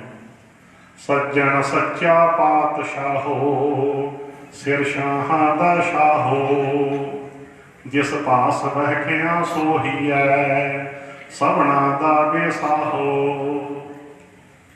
ਹੁਣ ਦੱਸੋ ਵੀ ਇਹ ਠੀਕ ਹੈ ਕਿ ਗਲਤ ਹੈ? ਇਹ ਪਾਠ ਗਲਤ ਹੈ, ਪਰ ਕਈ ਸਾਡੇ ਭਰਾ ਹੁਣ ਵੀ ਪੜ੍ਹਦੇ ਆ। ਮੈਂ ਨਹੀਂ ਕਦੇ ਕਿਹਾ ਪਾਪ ਲੱਗ ਜੂ, ਕਿਉਂਕਿ ਨਹੀਂ ਪਤਾ ਲੱਗਦਾ, ਉੱਥੇ ਵੀ ਅੰਕੜ ਨਹੀਂ ਬੋਲਣਾ। ਇਹ ਪਾਠ ਗਲਤ ਹੈ, ਯਾਦ ਰੱਖਿਓ। ਮੈਂ ਪੜ੍ਹਦਾ ਰਿਹਾ, ਕਈ ਸਾਲ ਪੜ੍ਹਦਾ ਰਿਹਾ, 88 ਤੋਂ ਲੈ ਕੇ ਘੱਟੋ 98 ਤੱਕ ਮੈਂ ਉਹਨਾਂ ਦਾ ਪੜ੍ਹਦਾ ਰਿਹਾ 10 ਸਾਲ। ਹੌਲੀ ਹੌਲੀ ਜਿਸ ਵੇਲੇ ਅਰਥਾਂ ਸਮੇਤ ਸ਼ੁਰੂ ਕੀਤੀ ਬਾਣੀ ਨਾਲ ਵਿਆਕਰਨ ਸਮਝਣੀ ਸ਼ੁਰੂ ਕੀਤੀ, ਸਮਝ ਆਉਣੀ ਸ਼ੁਰੂ ਹੋਈ, ਤੇ ਫਿਰ ਪੜ੍ਹਨ ਲੱਗ ਗਿਆ ਮੈਂ ਸੱਜਣ ਸੱਚਾ ਪਾਤਸ਼ਾਹ ਸਿਰ ਸ਼ਾਹਾਂ ਦਾ ਸ਼ਾਹ, ਜਿਸ ਪਾਸ ਬੈਠਿਆ ਸੋਹੀ ਹੈ ਸਭਨਾ ਦਾ ਬੇਸਹਾਰਾ। ਸ਼ੁੱਧ ਹੋ ਗਿਆ ਕਿ ਪਤਾ ਲੱਗ ਗਿਆ ਵੀ ਇੱਕ ਵਚਨ ਨਾਮ ਦੀ ਔਂਕੜ ਨਹੀਂ ਬੋਲਦੀ ਹੁੰਦੀ। ਸੱਜਣ ਸੱਚਾ ਪਾਤਸ਼ਾਹ, ਪਾਤਸ਼ਾਹ ਦਾ ਅਰਥ ਇੱਕ ਪਾਤਸ਼ਾਹ, ਇੱਕ ਵਚਨ ਨਾਮ ਹੈ। ਚਲੋ ਬੜੀਆਂ ਗੱਲਾਂ ਡੂੰਘੀ ਹੈ ਤਾਂ ਡੂੰਘੀ ਕਰਦਾ। ਮੈਂ ਤਾਂ ਇਹ ਕਹਿੰਦਾ ਵੀ ਹੁਣ ਵੀ ਮੰਨ ਲਓ ਜੇ ਕੋਈ ਪਾਤਸ਼ਾਹ ਹੀ ਪੜ੍ਹਦਾ ਹੈ, ਉਹਨੂੰ ਨਹੀਂ ਪਤਾ ਜਾਂ ਨਹੀਂ ਮੰਨਣਾ ਚਾਹੁੰਦਾ, ਚਲੋ ਪਾਤਸ਼ਾਹ ਪੜ੍ਹੀ ਚੱਲੇ, ਪਾਪ ਕੋਈ ਨਹੀਂ ਲੱਗਦਾ। ਬੋਲੋ ਸਤਨਾਮ। ਫਿਰ ਜੇ ਉਹਨੂੰ ਪਾਪ ਨਹੀਂ ਲੱਗਦਾ ਦੱਸ ਵੀ ਦਿੱਤਾ ਕਿ ਦੂਜਿਆਂ ਨੂੰ ਕੋਈ ਡਰਾਉਂਦੇ ਗੱਲ ਤਾਂ ਇਹ ਵੀ ਗੁਰਬਾਣੀ ਸ਼ੁੱਧ ਬਣਨ ਦਾ ਕੌਣ ਦਾਅਵਾ ਕਰ ਸਕਦਾ ਕਿ ਜਿਵੇਂ ਜਿਵੇਂ ਉਵੇਂ ਉਵੇਂ ਸ਼ੁੱਧ ਹੁੰਦੀ ਜਾਣੀ ਹੈ, ਸ਼ੁੱਧ ਹੁੰਦੀ ਜਾਣੀ ਹੈ, ਸ਼ੁੱਧ ਤਾਂ ਵੱਧਦੀ ਜਾਣੀ ਹੈ। ਗੱਲ ਅਸੀਂ ਦਿੱਲੀ ਗਏ, ਮੇਰੇ ਖਾਸ ਦੱਸਿਆ ਉਹ ਪਹਿਲਾਂ ਕਈ ਵਾਰ ਪਹਿਲਾਂ ਕਥਾ ਕਰਨ ਜਾਂਦੇ ਹੁੰਦੇ, ਕੁਝ ਗੁਰਸਿੱਖ ਮਿਲੇ ਤੇ ਬੈਠੇ ਸਾਰੇ, ਤੇ ਉਹ ਕਿਤੇ ਖਿਆਲ ਬਣ ਗਿਆ ਕਿਸੇ ਦਾ, ਕਹਿੰਦੇ ਭਾਈ ਸਾਹਿਬ ਜਪਜੀ ਸਾਹਿਬ ਦਾ ਪਾਠ ਸੁਣਾਓ ਕਿ ਤੁਸੀਂ ਸੁਣਾਓ ਬੋਲ ਕੇ। ਚਲੋ ਜਪਜੀ ਸਾਹਿਬ ਦਾ ਪਾਠ ਕੀਤਾ, ਬੈਠੀ ਸਿੰਘ ਵੀ ਚਲੋ ਗੱਲਾਂ ਨਾਲ ਥੋੜਾ ਬਾਣੀ ਵੀ ਪੜ੍ਹ ਲਈਏ। ਉਹ ਮੈਨੂੰ ਬਾਅਦ ਵਿੱਚ ਇੱਕ ਸਿੰਘ ਕਹਿਣ ਲੱਗਿਆ, ਕਹਿੰਦਾ ਇੱਕ ਲਫ਼ਜ਼ ਦੇ ਵਿੱਚ ਫਰਕ ਹੈ। ਮੈਂ ਧੰਨਵਾਦ ਜੀ ਦੱਸੋ। ਇਹ ਘੱਟੋ ਘੱਟ ਗੱਲ ਹੋਊਗੀ ਮੇਰੇ ਖਿਆਲ 2009 ਦੀ। 2009 ਤੱਕ ਮੈਂ ਜਪਜੀ ਸਾਹਿਬ 'ਚ ਇੱਕ ਲਫ਼ਜ਼ ਹੈ ਮੈਂ ਗਲਤ ਪੜ੍ਹਦਾ ਹੁੰਦਾ। 2009 ਤੱਕ 88 ਤੋਂ ਬਾਣੀ ਪੜ੍ਹਨ ਲੱਗਿਆ, 2009 ਤੱਕ 21 ਸਾਲ ਮੈਂ ਕਹਿੰਦਾ ਇਹ ਬਰੀਕੀਆਂ ਸਾਨੂੰ ਦੱਸਣ ਵਾਸਤੇ ਮੈਂ ਗੱਲਾਂ ਕੀਤੀ ਤਾਂ ਉਹਦੇ ਨਾਲ। ਹੁਣ ਪਾਠ ਆਉਂਦਾ ਤਾਂ ਮੈਂ ਦੱਸਦਾ, ਸ਼ਾਇਦ ਹੀ ਕਰ ਮੈਂ ਤੁਹਾਨੂੰ ਪਹਿਲਾਂ ਦੱਸੀ ਹੈ ਪਹਿਲਾਂ। ਚਲ ਮੈਂ ਉਦੋਂ ਮੈਂ ਕੀ ਪੜ੍ਹਦਾ ਸੀ ਸੁਣਿਓ। 2009 ਤੱਕ ਅਸੰਖ ਗਲ ਵੱਢ ਹੱਤਿਆ ਕਮਾਹੀ, ਅਸੰਖ ਗਲ ਵੱਢ ਹੱਤਿਆ ਕਮਾਹੀ। ਤੁਸੀਂ ਵੀ ਪੜ੍ਹਦੇ ਹੋ ਤਾਂ ਬੋਲੋ ਭੈਣਾ ਇਹ ਗਲਤ ਹੈ। ਪੁੱਛੋ ਤੁਸੀਂ ਹੈਰਾਨ ਹੋ ਗਏ ਵੀ ਕਮਾਲ ਬਰੀਕੀ। ਮੈਂ ਦੱਸਣ ਦਾ ਦਾਅਵਾ ਕੌਣ ਕਰ ਸਕਦਾ ਕੀ ਮੈਨੂੰ ਪਾਪ ਲੱਗ ਗਿਆ ਮੈਂ 21 ਸਾਲ ਗਲਤ ਪੜ੍ਹਦਾ ਰਿਹਾ? ਬੋਲੋ ਨਹੀਂ ਪਤਾ ਸੀ। ਇਹ ਸ਼ੁੱਧ ਪਾਠ ਕੀ ਹੈ ਹੁਣ ਬੋਲਦਾ, ਤੁਸੀਂ ਦੱਸਿਓ ਫਰਕ ਕਿੱਥੇ ਹੈ। ਬਰੀਕੀਆਂ ਦੇਖੋ। ਪਹਿਲਾਂ ਮੈਂ ਪਾਠ ਕੀਤਾ ਹੈ ਅਸੰਖ ਗਲ ਵੱਢ ਹੱਤਿਆ ਕਮਾਹੀ, ਇਹ ਗਲਤ ਹੈ। ਹੁਣ ਸਹੀ ਬੋਲਦਾ ਹੈ ਅਸੰਖ ਗਲ ਵੱਢ ਹੱਤਿਆ ਕਮਾਹੀ। ਹੁਣ ਸਹੀ ਬੋਲਿਆ, ਹੁਣ ਜੋ ਕਿੱਥੇ ਬਰੀਕੀ ਹੈ। ਹੁਣ ਸਹੀ ਬੋਲਿਆ ਦੂਜੀ ਵਾਰੀ, ਸਹੀ ਬੋਲਣਾ ਹੁਣ ਅਸੰਖ ਗਲ ਵੱਢ ਹੱਤਿਆ ਕਮਾਹੀ। ਆਹ ਸਹੀ ਪਾਠ ਹੈ। ਹੁਣ ਕਈ ਸੋਚਣਗੇ ਵੀ ਇੱਥੇ ਕਿੱਥੇ ਬਰੀਕ ਹੈ ਤੁਹਾਨੂੰ। ਆਹ ਸ਼ਬਦ ਹੈ ਪਾਠ, ਸਮਝ ਗਏ ਕਿ ਨਹੀਂ? ਬਹੁਤਿਆਂ ਦੇ ਪਕੜ 'ਚ ਨਹੀਂ ਆਈ। ਗਲ ਵੱਢ ਦੋਨੇ ਪਦ ਛੇਦ ਕਰਤੇ, ਗਲ ਵੱਢ ਕਹਿਤਾ, ਗਲ ਵੱਢ ਕੇ ਅਰਥ ਬਣ ਗਿਆ। ਇਹ ਗਲ ਵੱਢ ਪਾਠ ਤਾਂ ਹੁੰਦਾ ਜੇ ਢੱਡੇ ਨੂੰ ਹੁਸ਼ਿਆਰੀ ਹੁੰਦੀ। ਢੱਡੇ ਨੂੰ ਹੁਸ਼ਿਆਰੀ ਹੈ ਨਹੀਂ, ਉੱਥੇ ਬਰੀਕੀਆਂ। ਉੱਥੇ ਚਾਰੇ ਅੱਖਰ ਮੁਕਤੇ ਹੈ, ਭਾਵੇਂ ਬਹੁ ਵਚਨ ਹੈ, ਹਥਿਆਰੇ ਦਾ ਅਰਥ ਹੈ। ਗਲ ਵੱਢ ਕੇ ਅਰਥ ਨਹੀਂ, ਇੱਥੇ ਅਰਥ ਕੀ ਹੈ? ਹਥਿਆਰੇ। ਤੇ ਚਾਰੇ ਅੱਖਰ ਇਕੱਠੇ ਬੋਲਣੇ ਆ। ਕੀ ਬੋਲਣਾ? ਗਲ ਵੱਢ। ਗਲ ਵੱਢ ਗਲਤ ਪਾਠ ਹੈ, ਗਲ ਵੱਢ ਸ਼ੁੱਧ ਪਾਠ ਹੈ। ਫਰਕ ਨਹੀਂ ਹੈ। ਬੋਲੋ ਸਤਨਾਮ। ਕੀ ਸ਼ੁੱਧ ਦਾ ਵਾਅਦਾ ਕਰੋ? ਬੋਲੋ ਕੋਈ ਬਰੀਕੀ ਹੈ ਨਾ। ਫੇਰ ਸੋ ਮੇਰਾ ਇਹ ਗੱਲਾਂ ਕਹਿਣ ਦਾ ਤੁਸੀਂ ਮੇਰਾ ਭਾਵ ਸਮਝ ਗਏ ਹੋਵੋਗੇ ਵੀ ਕੋਈ ਬਰੀਕੀ ਦੀ ਹੱਦ ਨਹੀਂ, ਕੋਈ ਹੱਦ ਨਹੀਂ। ਗੱਲ ਖਤਮ ਹੈ। ਜਿਵੇਂ ਜਿਵੇਂ ਤੁਹਾਨੂੰ ਲਗਨ ਬਣਦੀ ਗਈ, ਜੁੜਦੇ ਗਏ ਬਾਣੀ ਨਾਲ, ਅਰਥ ਭਾਵ ਸਮਝਣ ਆਉਣੇ ਸ਼ੁਰੂ ਹੋ ਗਏ, ਉਵੇਂ ਉਵੇਂ ਤੁਹਾਡੀ ਰਸਨਾ ਸ਼ੁੱਧ ਹੁੰਦੀ ਜਾਣੀ ਹੈ। ਉਵੇਂ ਉਵੇਂ ਸ਼ੁੱਧ ਹੁੰਦੀ ਜਾਣੀ ਹੈ। ਨਹੀਂ ਕੋਈ ਦਾਅਵਾ ਨਹੀਂ ਕਰ ਸਕਦਾ, ਐਵੇਂ ਝੂਠੇ ਦਾਅਵੇ ਹੈ। ਅਜੇ ਤੱਕ ਵੀ ਜਦੋਂ ਗੁਰਬਾਣੀ ਪੜ੍ਹਦੇ ਹਾਂ ਪਿੱਛੋਂ ਤੋਂ ਸੁਚੇਤ ਰਿਹਾ ਕਰੋ। ਕੋਈ ਨਹੀਂ, ਪਿਆਰ ਨਾਲ ਲੈ ਜਾਓ, ਕੋਈ ਗੱਲ ਨਹੀਂ। ਪਿੱਛੋਂ ਤੋਂ ਪਹਿਰੇਦਾਰ ਵੀ ਕਿਵੇਂ ਸੁਚੇਤ ਖਾਤੇ ਨਹੀਂ ਤੁਹਾਡੇ? ਪਹਿਰੇਦਾਰਾਂ ਦਾ ਅਰਥ ਕੀ ਹੁੰਦਾ ਵੀ? ਕੋਈ ਨਹੀਂ, ਉੱਥੇ ਪਿਆਰ ਨਾਲ ਹੀ ਬਹਾਲੋ, ਕੋਈ ਨਾ ਕੋਈ ਨੁਕਸਾਨਾ ਹੁੰਦਾ। ਤਾਂ ਤੇ ਹਾਂਜੀ ਹੁਣ ਆਪਾਂ ਗੱਲ ਸਮਝ ਰਹੇ ਸੀ ਨਾ। ਸੋ ਏਦਾਂ ਵੀ ਏਦਾਂ ਦੀਆਂ ਬੰਦਿਸ਼ਾਂ ਨਾ ਲਾਓ ਵੀ ਗਲਤ ਪੜ੍ਹੀ ਜਾਓ ਜੀ ਬਾਣੀ, ਇਹ ਤਾਂ ਪਾਠ ਜੀ ਆਪ ਕਰੋਗੇ ਤੁਸੀਂ ਗਲਤ ਹੋ ਜਾਓ, ਇਹ ਹੋ ਜਾਓ। ਨਹੀਂ, ਕੁਛ ਨਹੀਂ ਹੁੰਦਾ, ਏਦਾਂ ਕੁਝ ਨਹੀਂ ਹੋਣਾ। ਇਸ ਕਰਕੇ ਮੇਰੀ ਬੇਨਤੀ ਹੈ ਗੁਰਬਾਣੀ ਦੇ ਲੜ ਲੱਗੋ, ਨੇੜੇ ਲੱਗੋ, ਨੇੜੇ ਗੁਰੂ ਦੇ। ਸੈਂਚੀਆਂ ਲਾਇਆ ਉਹ ਦੋ ਭਾਗਾਂ ਦੇ ਵਿੱਚ ਚਾਰ ਭਾਗ ਲੈ ਚਲੋ ਸ਼ਬਦਾਰਥ ਹੁੰਦਾ ਕਈ ਜਥੇਬੰਦੀਆਂ ਵੰਡਦੀਆਂ ਵੀ ਇਹ ਸ਼ਬਦਾਰਥ ਚਾਰ ਭਾਗ ਉਹ ਲੈ ਆਓ, ਜੁੜੋ ਤਾਂ ਸਹੀ, ਪੜੋ ਤਾਂ ਸਹੀ, ਦੇਖੋ ਤਾਂ ਸਹੀ, ਫਿਰ ਹੀ ਪਤਾ ਲੱਗਣਾ ਵੀ ਕਿੰਨਾ ਮਹਾਨ ਗਿਆਨ ਸਾਡੇ ਕੋਲ ਹੈ। ਨਹੀਂ ਤਾਂ ਦੂਰ ਹੀ ਰਹਿ ਗਏ ਸੀ, ਤਾਂ ਦੂਰ ਹੀ ਦਮਾਲਾ ਚੜਾਤਾ ਬਸ। ਨਹੀਂ ਚਲੋ, ਸੋ ਬੰਦਸ਼ਾਂ ਦੀ ਗੱਲ ਚੱਲੀ ਸੀ ਜੀ। ਇਹ ਬੰਦਸ਼ਾਂ ਵੀ ਭਾਈ ਕੋਈ ਨਹੀਂ, ਇਹ ਬੰਦਸ਼ਾਂ ਜਾਂ ਫਿਰ ਇੱਕ ਹੋਰ ਲਾਤੀ ਬੰਦਸ਼, ਉਹ ਵੀ ਕਹਿ ਦਿਆਂ, ਉਹ ਤਾਂ ਗੁਰੂ ਗ੍ਰੰਥ ਸਾਹਿਬ ਨੂੰ ਵੀ ਬੰਦਸ਼ ਵਿੱਚ ਪਾਉਣ ਦੀ ਕੋਸ਼ਿਸ਼ ਕੀਤੀ ਕਈਆਂ ਨੇ। ਬੰਦਸ਼ ਵਿੱਚ ਪਾਉਣ ਦੀ ਕਿਵੇਂ? ਜਿਹੜਾ ਨਾ ਰਾਮਾਇਣ ਦਾ ਪਾਠ ਕਰਨ ਵੇਲੇ ਰੱਖਦੇ ਮੰਦਰ 'ਚ, ਉਹ ਰੱਖਣ ਸਾਨੂੰ ਕੋਈ ਇਤਰਾਜ਼ ਨਹੀਂ, ਮੇਰਾ ਦੱਸਣ ਦਾ ਭਾਵ ਹੈ ਵੀ ਕੋਈ ਕੀ ਕਰਦਾ ਸਾਨੂੰ ਕੀ ਇਤਰਾਜ਼ ਹੈ ਜੀ, ਸਾਨੂੰ ਤਾਂ ਕੋਈ ਮਤਲਬ ਨਹੀਂ। ਹਾਂਜੀ, ਕੋਈ ਵੀ ਮੰਦਰ ਵਿੱਚ ਕੀ ਕਰਦਾ ਆਪਣੇ ਇਸ਼ਟ ਮੁਤਾਬਕ ਜੋ ਕਰਦਾ ਕਰੇ, ਸਾਨੂੰ ਤਾਂ ਕੋਈ ਮਤਲਬ ਨਹੀਂ, ਸਾਨੂੰ ਕੋਈ ਇਤਰਾਜ਼ ਨਹੀਂ।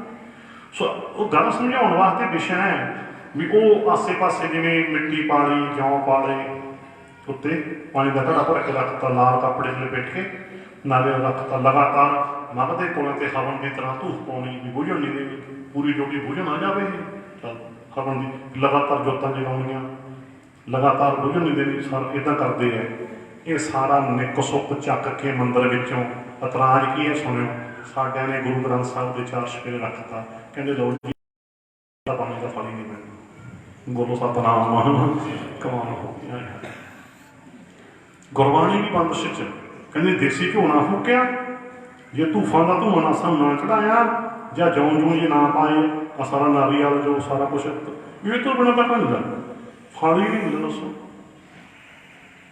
ਪਤਾ ਨਾ ਬੰਦਸ਼ 'ਚ, ਗੁਰਬਾਣੀ ਵੀ ਬੰਦਸ਼ ਦੇ ਵਿੱਚ ਹੈ। ਕਹਿੰਦੇ ਗੁਰਬਾਣੀ ਵੀ ਨਹੀਂ ਫਲ ਦਿੰਦੀ ਜੇ ਤੁਸੀਂ ਦੇਸੀ ਘਿਓ ਨਾ ਫੂਕਿਆ। ਜੇ ਦੇਸੀ ਘਿਓ ਨਾ ਫੂਕਿਆ ਨਾ, ਕੰਧਾਂ ਨਾ ਸੰਧੀਆਂ ਕੀਤੀਆਂ, ਫਿਰ ਕਹਿੰਦੇ ਬਾਣੀ ਦਾ ਫਲ ਵੀ ਨਹੀਂ ਮਿਲਣਾ। ਕਮਾਲ ਹੋ ਗਈ, ਇੰਨਾ ਧੱਕਾ। ਚਲ ਬਾਕੀ ਬੰਦਸ਼ਾਂ ਠੀਕ ਹੈ, ਗੁਰਬਾਣੀ ਵੀ ਬੰਦਸ਼ ਵਿੱਚ ਹੈ। ਕੀ ਗੁਰਬਾਣੀ ਬੰਦਸ਼ ਹੋ ਸਕਦੀ ਹੈ? ਬੋਲੋ, ਕਮਾਲ ਹੋ ਗਈ।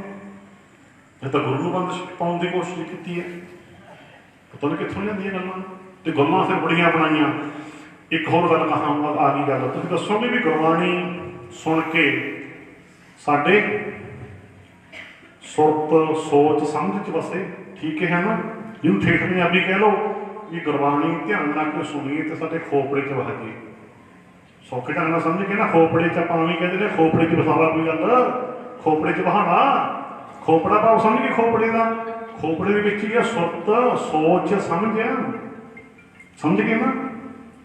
ਹੁਣ ਜੇ ਗੁਰਬਾਣੀ ਸੁਣ ਕੇ ਸਾਡੀ ਸੁਰਤ 'ਚ ਵਸ ਗਈ, ਸਾਡੀ ਸੋਚ ਮੰਡਲ ਦਾ ਹਿੱਸਾ ਬਣ ਗਈ, ਸਮਝ 'ਚ ਵਸ ਗਈ, ਤਾਂ ਸਮਝ ਲਓ ਗੁਰੂ ਸਾਡੇ ਸੀਸ ਤੇ ਬਹਿ ਗਏ।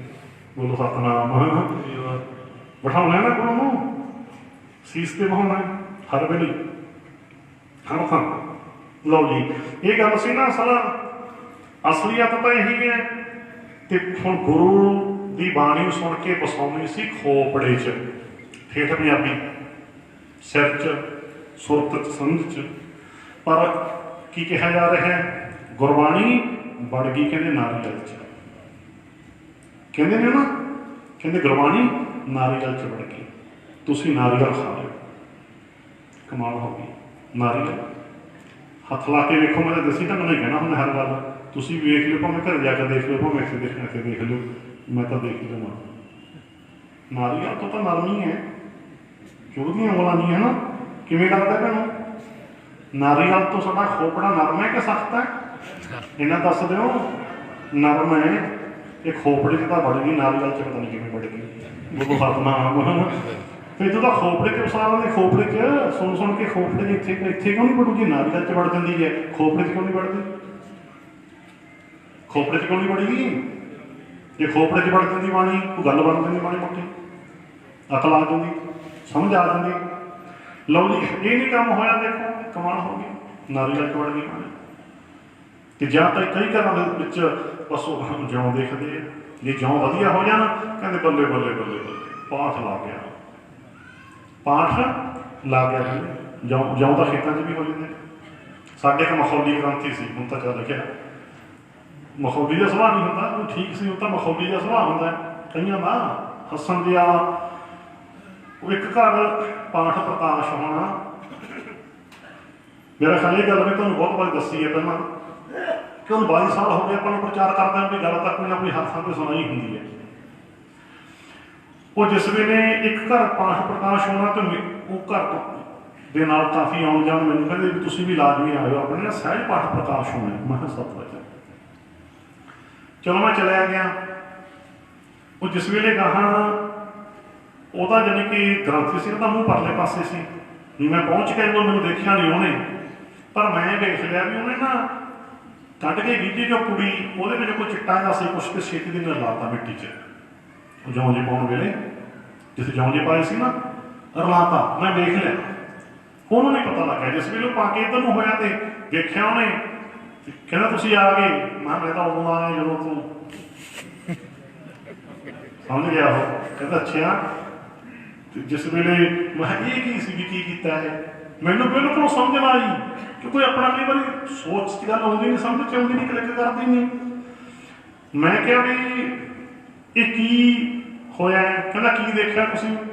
ਮੈਂ ਕਿਹਾ ਮੈਂ ਦੇਖਿਆ ਕਿ ਵਿੱਚ ਕੋਈ ਕੁੜੀ ਚੋਂ ਚਿੱਟਾ ਜਿਹਾ ਪਾਇਆ ਵਿੱਚ ਇਹਦੇ। ਇਹ ਚਿੱਟਾ ਜਿਹਾ ਕੀ ਹੈ? ਕਹਿੰਦਾ ਤੈਨੂੰ ਦੇਖ ਕੇ ਵੀ ਨਹੀਂ ਪਤਾ ਲੱਗਿਆ। ਮੈਂ ਕਿਹਾ ਨਹੀਂ, ਮੈਨੂੰ ਤਾਂ ਦਿਮਾਗ ਜਾਣ ਨਹੀਂ ਰਿਹਾ। ਤਾਂ ਕਹਿੰਦਾ ਨੇੜੇ ਹੋ ਕੇ ਮੈਨੂੰ ਕਹਿੰਦਾ ਵੀ ਸੁਣ ਨਾ ਜਾਵੇ ਬਾਹਰ।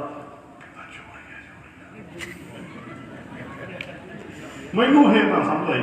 ਦੇਖੋ ਤੁਸੀਂ ਕਈ ਵਾਰੀ ਕਲਿੱਕ ਨਹੀਂ ਕਰਦੇ। ਕਹਿੰਦਾ ਯੂਰੀਆ, ਯੂਰੀਆ। ਮੈਂ ਕਿਹਾ ਵੀ ਜੋ ਤੁਮਨੇ ਕਿਹਾ, ਮੈਂ ਯੂਰੀਆ ਕਿਵੇਂ ਕਰਦਾ, ਸਮਝ ਨਹੀਂ ਆਈ। ਕਹਿੰਦਾ ਇਹ ਗੱਲ ਵੀ ਨਹੀਂ ਸਮਝ ਆਈ। ਮੈਂ ਨਹੀਂ, ਕਈ ਵਾਰੀ ਆਉਂਦੀ, ਸੱਚ ਕਹਿਣਾ ਮੈਂ ਤਾਂ। ਉਹਨੇ ਫਿਰ ਸਹੀ ਗੱਲ ਕਹੀ। ਇਹ ਤਾਂ ਗੱਲ ਉਹਦੀ ਵੀ ਸੱਚੀ ਸੀ, ਗ੍ਰੰਥੀ ਵੀਰ ਦੀ ਵੀ। ਕਹਿੰਦਾ ਭਾਈ ਸਾਹਿਬ ਤੁਹਾਨੂੰ ਪਤਾ ਬਾਣੀ ਇਹਨਾਂ ਨੇ ਨਹੀਂ ਸੁਣਦੀ, ਇਹ ਟੱਬਰ ਨੇ ਕਿਹੜਾ ਪਾਠ ਸੁਣਨ ਵਾਸਤੇ ਕਰਾਇਆ, ਤਾਂ ਕੋਈ ਗੱਲਾਂ ਹੁੰਦਾ ਨਾ। ਮੈਂ ਠੀਕ ਹੈ। ਕਹਿੰਦਾ ਇਹਨਾਂ ਨੇ ਦੇਖਣੇ ਜਾਓ, ਇਹਨਾਂ ਨੇ ਦੇਖਣੇ ਜਿਉਂ। ਕਹਿੰਦਾ ਆਪਾਂ ਯੂਰੀਆ ਪਾਤੀ ਜਿਉਂ। ਕਹਿੰਦਾ ਵਾਧੇ ਤੁਰੇ ਜਾਣਗੇ, ਕਹਿੰਦੇ ਖੁਸ਼ ਹੁੰਦੇ ਤੁਰੇ ਜਾਣਗੇ। ਪਾਠ ਲਾ ਗਿਆ ਪਾਠ, ਕਹਿੰਦੇ ਖੁਸ਼ ਹੋ ਕੇ ਕਿਉਂ ਖੰਡ ਪਾਈ ਜਾਣਗੇ। ਉਹ ਸਤਨਾਮ ਮਹਾਰਾਜ ਖੁਸ਼ ਹੈ, ਮਹਾਰਾਜ ਤਾਂ ਬੜਾ ਖੁਸ਼ ਹੈ। ਜਿਉਂ ਤਾਂ ਬੜੇ ਸੋਹਣੇ ਹੋ ਗਏ, ਲਾ ਗਿਆ ਪਾਠ, ਲਾ ਗਿਆ ਗ੍ਰੰਥੀ ਨੇ ਸ਼ੁੱਧ ਪਾਠ ਕੀਤਾ ਹੈ, ਕਹਿੰਦੇ ਤਾਂ ਖੁਸ਼ ਹੋਈ ਆ। ਕਹਿੰਦਾ ਆਪਾਂ ਯੂਰੀਆ ਪਾਤੀ ਕੇ ਖੁਸ਼ ਹੈ। ਟੱਬਰ ਖੁਸ਼ ਆ ਨਾ। ਵਰਤੀ ਗੱਲ ਦੱਸੀ ਮੈਨੂੰ, ਵਰਤੀ ਗੱਲ ਦੇਖੋ, ਤੁਸੀਂ ਸੋਚ ਸਕਦਾ ਕੋਈ? ਦੇਖੋ ਕਮਾਲ ਹੋ ਗਈ। ਆਹ ਕੁਛ ਹੈ ਤੁਹਾਡੇ ਤੇ ਜਾਂ ਤੁਹਾਨੂੰ ਬਹੁਤ ਵਾਰੀ ਦੱਸਿਆ ਵੀ ਜਾਂ ਫਿਰ ਕੀ ਹੈ ਧਾਗੇ, ਧਾਗੇ ਤੱਕ ਰਹੀ ਗੱਲ। ਧਾਗਿਆਂ 'ਚ ਵੀ ਗੱਲ ਚੱਲਦੀ ਹੈ ਨਾ, ਇਹ ਵੀ ਦੱਸਦੇ ਕਈ ਨਹੀਂ ਸੁਣੀ ਹੁੰਦੀ। ਇਹ ਵੀ ਵਰਤੀ ਗੱਲ ਹੈ। ਵੈਸੇ ਤਾਂ ਮੈਂ ਨਿੱਜੀ ਤੌਰ ਤੇ ਕਿਸੇ ਨੂੰ ਟੋਕਦਾ ਨਹੀਂ ਹੁੰਦਾ, ਵੀ ਸਟੇਜ ਤੋਂ ਤਾਂ ਇਹਦੀ ਗੱਲ ਕਹਿੰਦੇ ਨਹੀਂ ਹੈ। ਨਿੱਜੀ ਰੂਪ 'ਚ ਮੈਂ ਬਹੁਤ ਘੱਟ ਕਹਿਣਾ, ਨਿਜਮ ਇਹੀ ਕਹਿਣਾ ਨਾ। ਪਰ ਇੱਕ ਵਾਰੀ ਮੈਂ ਇੱਕ ਭੈਣ ਨੂੰ ਟੋਕ ਬੈਠਾ, ਫਸ ਗਿਆ। ਇੱਕ ਭੈਣ ਨੂੰ ਇੱਥੋਂ ਦਵਾਈ ਲਿਖਾਉਣ ਆਈ, ਉਹਦੇ ਬੰਨੀ ਹੋਈ ਆ ਤੜੇ ਦੇ ਨਾਲ ਨਾ ਮੌਲੀ, ਲਾਲ ਜਾ ਧਾਗਾ ਜਿਹਾ ਬਾਹਮਣਵਾਦੀ ਮੌਲੀ। ਮੈਥੋਂ ਰਿਹਾ ਨਾ ਕਿ ਮੈਂ ਕਹਿ ਬੈਠਾ, ਕਹਿ ਲਓ ਵੀ ਨਹੀਂ ਜਵਾਨ ਕੰਟਰੋਲ ਹੋਇਆ। ਮੈਂ ਕਹਿੰਦਾ ਤਾਂ ਹੁੰਦਾ ਨਹੀਂ, ਮੈਂ ਕਹਿ ਬੈਠਾ ਉਸ ਗੱਲ ਹੱਥ ਮੈਂ ਰਿਹਾ ਨਾ ਗਿਆ। ਮੈਂ ਕਹਿ ਬੈਠਾ, ਮੈਂ ਕਿਹਾ ਭੈਣ ਤਾਂ ਤੂੰ ਖੜਕੜ ਇਹਨੂੰ ਲਾ ਦੇ ਲਾਤੀ ਆ। ਕੀ ਬਾਹਮਣਵਾਦੀ ਮੌਲੀ ਬੰਨੀ ਛੱਡਦੇ ਨਾ ਤੋੜ ਕੇ, ਕੜੇ ਦੇ ਨਾਲ ਮੌਲੀ ਦਾ ਕੀ ਕੰਮ ਆ? ਮੈਂ ਇਹਨੂੰ ਸਿੱਟਦੇ ਤੋੜ ਕੇ। ਜਦੋਂ ਮੈਂ ਇੰਨਾ ਕਿਹਾ ਸਿੱਟਦੇ ਤੋੜ ਕੇ ਕੀ ਧਾਗਾ ਜਿਹਾ ਬੰਨੇ, ਤੇ ਭੈਣ ਤਾਂ ਭਾਈ ਮੇਰੇ ਗੱਲ ਪੈ ਗਈ। ਗੱਲ ਪੈ ਗਈ। ਪਤਾ ਕੀ ਕਹਿੰਦੀ? ਗੱਲ ਪੈਣ 'ਚ ਕਿਵੇਂ ਭਾਵ? ਕਹਿੰਦੀ ਵੀਰ ਜੀ ਤੁਸੀਂ ਮੌਜ ਨਾ ਕਹਿੰਦੇ ਧਾਗਾ ਤੋੜ ਕੇ ਸਿੱਟਦੇ, ਇਹ ਆਮ ਧਾਗਾ ਨਹੀਂ ਕੋਈ, ਇਹ ਕੋਈ ਆਮ ਧਾਗਾ ਥੋੜਾ। ਮੈਂ ਕਿਹਾ ਭੈਣ ਜੀ ਇਹ ਕਿਵੇਂ ਖਾਸ ਹੈ? ਕਹਿੰਦੀ ਹਾਂ। ਮੈਂ ਕਿਵੇਂ? ਕਹਿੰਦੀ ਸਾਡੇ ਨਾਲ ਜਦੋਂ ਅਖੰਡ ਪਾਠ ਪ੍ਰਕਾਸ਼ ਹੋਇਆ ਸੀ ਗੁਰਦੁਆਰੇ, ਕਹਿੰਦੀ ਪ੍ਰਕਾਸ਼ ਹੋਣ ਤੋਂ ਪਹਿਲਾਂ ਬੰਨਿਆ ਹੀ ਸੀ ਮੰਜੀ ਦੇ ਪਾਲਿਆਂ ਨੂੰ। ਹਾਂ, ਭੋਗ ਤੋਂ ਬਾਅਦ ਖੋਲ ਕੇ ਲਿਆਈ ਹੈ। ਕਹਿੰਦੀ ਇਸ ਧਾਗੇ ਨੇ ਤਾਂ ਸਾਰਾ ਅਖੰਡ ਪਾਠ ਸੁਣਿਆ ਹੋਇਆ ਹੈ। ਗੁਰੂ ਸਤਿਨਾਮ। ਕਹਿੰਦੀ ਇਹ ਤਾਂ ਕਹਿੰਦੀ ਸਾਰਾ ਅਖੰਡ ਪਾਠ ਸੁਣੇ, ਇਸ ਧਾਗੇ ਨੇ ਤਾਂ ਸਾਰਾ ਅਖੰਡ ਪਾਠ ਕਿਹਾ ਸੀ ਬਾਬਾ ਜੀ ਨੂੰ ਵੀ ਬਾਬਾ ਜੀ ਮੇਰੇ ਕੋਲ ਤਾਂ ਟਾਈਮ ਨਹੀਂ, ਧਾਗਾ ਸੁਣੋ ਮੇਰੀ ਥਾਂ ਤੇ ਪਾਠ, ਧਾਗਾ ਸੁਣੂਆ। ਤੇ ਮਗਰੋਂ ਖੋਲ ਕੇ ਲਿਆਈ ਸੀ ਵੀਰ ਜੀ ਅਖੰਡ ਪਾਠ ਦਾ ਧਾਗਾ, ਇਹ ਅਖੰਡ ਪਾਠ ਦਾ ਧਾਗਾ, ਸਾਰਾ ਅਖੰਡ ਪਾਠ ਸੁਣੇ। ਤੇ ਮੈਂ ਕਿਹਾ ਭੈਣੇ ਮੰਨ ਗਈ ਤੇਰੀ ਸਾਇੰਸ ਨੂੰ, ਚਿੱਪ ਦੇ ਵਿੱਚ ਵੀ ਬਾਣੀ ਭਰਦੀ ਹੈ, ਪੈਨ ਡਰਾਈਵ ਵੀ ਭਰਦੀ ਹੈ। ਭੈਣੇ ਤੂੰ ਤਾਂ ਕੋਈ ਵੱਡੀ ਸਾਇੰਸਦਾਨ ਹੈ, ਧਾਗੇ 'ਚ ਫੀਲ ਕਰੀ ਫਿਰਦੀ ਹੈ। ਬੋਲੋ ਸਤਿਨਾਮ। ਲਓ ਜੀ ਮਹਾ ਵੀ ਮੰਨ ਗਏ ਸਾਇੰਸ ਨੂੰ। ਭੈਣੇ ਕਮਾਲ ਹੋ ਗਈ। ਠੀਕ ਹੈ, ਮੈਂ ਵੀ ਤੈਨੂੰ ਨਮਸਕਾਰ ਕਰਦਾ ਭੈਣ ਜੀ, ਕਮਾਲ ਹੈ। ਧਾਗਿਆਂ ਕੀ ਬਾਣੀ ਭਰੀ ਫਿਰਦੀ ਹੈ, ਅਖੰਡ ਪਾਠ ਦਾ ਧਾਗਾ। ਆਹੋ ਅਕਲ ਕਿੱਥੇ ਆ ਸਾਨੂੰ? ਅਖੰਡ ਪਾਠ ਦਾ ਧਾਗਾ ਸੁਣਦੀ ਨਹੀਂ ਉਹਨੇ ਧਾਗਾ ਅਖੰਡ ਪਾਠ। ये खंड पाठदा नारीवाला, इस नारीवाल ने बनी होनी सारी। इस करके ये गल्लां को छड्ड दिओ। ये बंदिशां किते नहीं भी चीज़ां रखणियां ने, कुछ पर रखना गुरु ग्रंथ साहब कोले ना ना ना। ये बंदिशां पता नहीं कित्थों लातियां, किहने लातियां, साडे ते किहने ये मर्यादावां बनातियां, पुरातन। ये कोई पुरातन मर्यादावां नहीं, याद रखियो। इस सारा कुछ इवें सानूं बंदिश च पाउण दी कोशिश कीती है। कोई लोड़ नहीं देसी घ्यो फूकण दी, कोई लोड़ नहीं नारीवालां दी मिट्टियां पाउण दी, जौना बस बाणी सुनो समझो। जिहड़े कमरे च प्रकाश है गुरबाणी का, गुरु ग्रंथ साहब का, सफाई रखो, सारा परिवार बैठ के सुनो, भावना रखो भी गुरु साहब जी शब्द रूप तो साढ़े घरे आए हुए हैं। बोलो सतनाम। ये बनती भावना चाहिए, आप शुद्ध भावना होंगी ना। कई तो ना सारे नहीं कहता, कुछ नूं तां ना मान लो घरे, मान लो पाठ प्रकाश हो गया, चल मान लो सहज पाठ प्रकाश हो गया घरे, गुरु ग्रंथ साहब का स्वरूप घरे सुशोभित हो गया। कई तो ना बहुते कहना, मैं सारे तो नहीं कहना, बहुतियां नूं तां इन्ना भी एहसास नहीं होंदा भी साडे घर गुरु जी आए होए, एहसास जिहा नहीं होंदा बहुतियां। जे किते एहसास हो जाए तो असीं बैठ के सुणीए।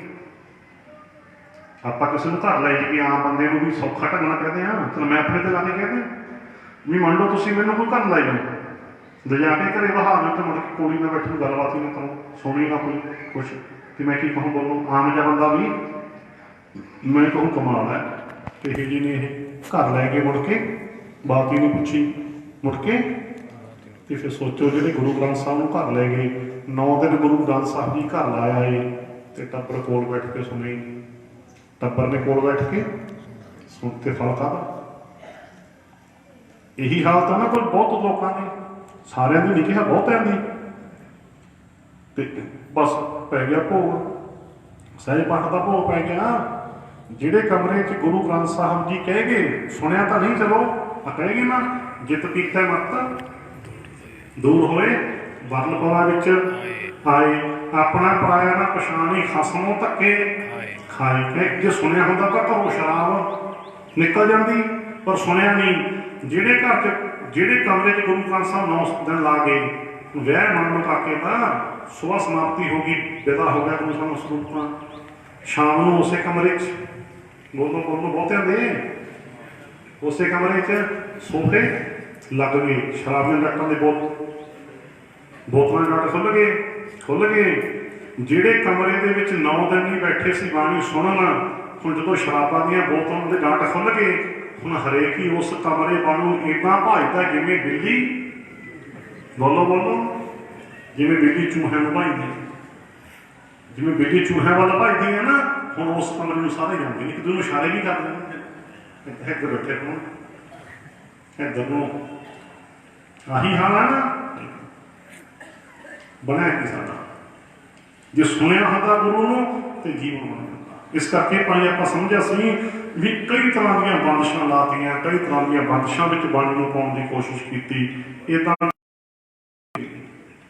ਇਹ ਬੰਦਿਸ਼ਾਂ ਕਿਤੇ ਨਹੀਂ ਇਹ ਦੀਆਂ, ਇਹ ਬੰਦਿਸ਼ਾਂ ਸਾਰੀਆਂ ਆਪਣੀਆਂ ਆਦਮੀਆਂ ਬਣੀਆਂ, ਇਹਨਾਂ ਵਿੱਚੋਂ ਨਿਕਲੋ ਤੇ ਗੁਰਬਾਣੀ ਗਿਆਨ ਨਾਲ ਜੁੜ ਕੇ ਫਿਰ ਲੋਕ ਸੁਖੀਏ, ਪਰ ਲੋਕ ਸੁਹੇਲੇ ਨਾਨਕ ਹਰ ਪ੍ਰਭ ਆਪੇ। ਕੋਈ ਗੱਲ ਤੁਹਾਨੂੰ ਲੱਗੇ ना समझ आई होवे या कोई लगे गलत है तो तुसी बाद च प्रशादा शाकी कुछ पुछ सकते हो। 6 पौड़ियां आनंद साहब का समाप्ति। राम कली महला तीजा आनंद एक ओंकार सतगुर प्रसाद।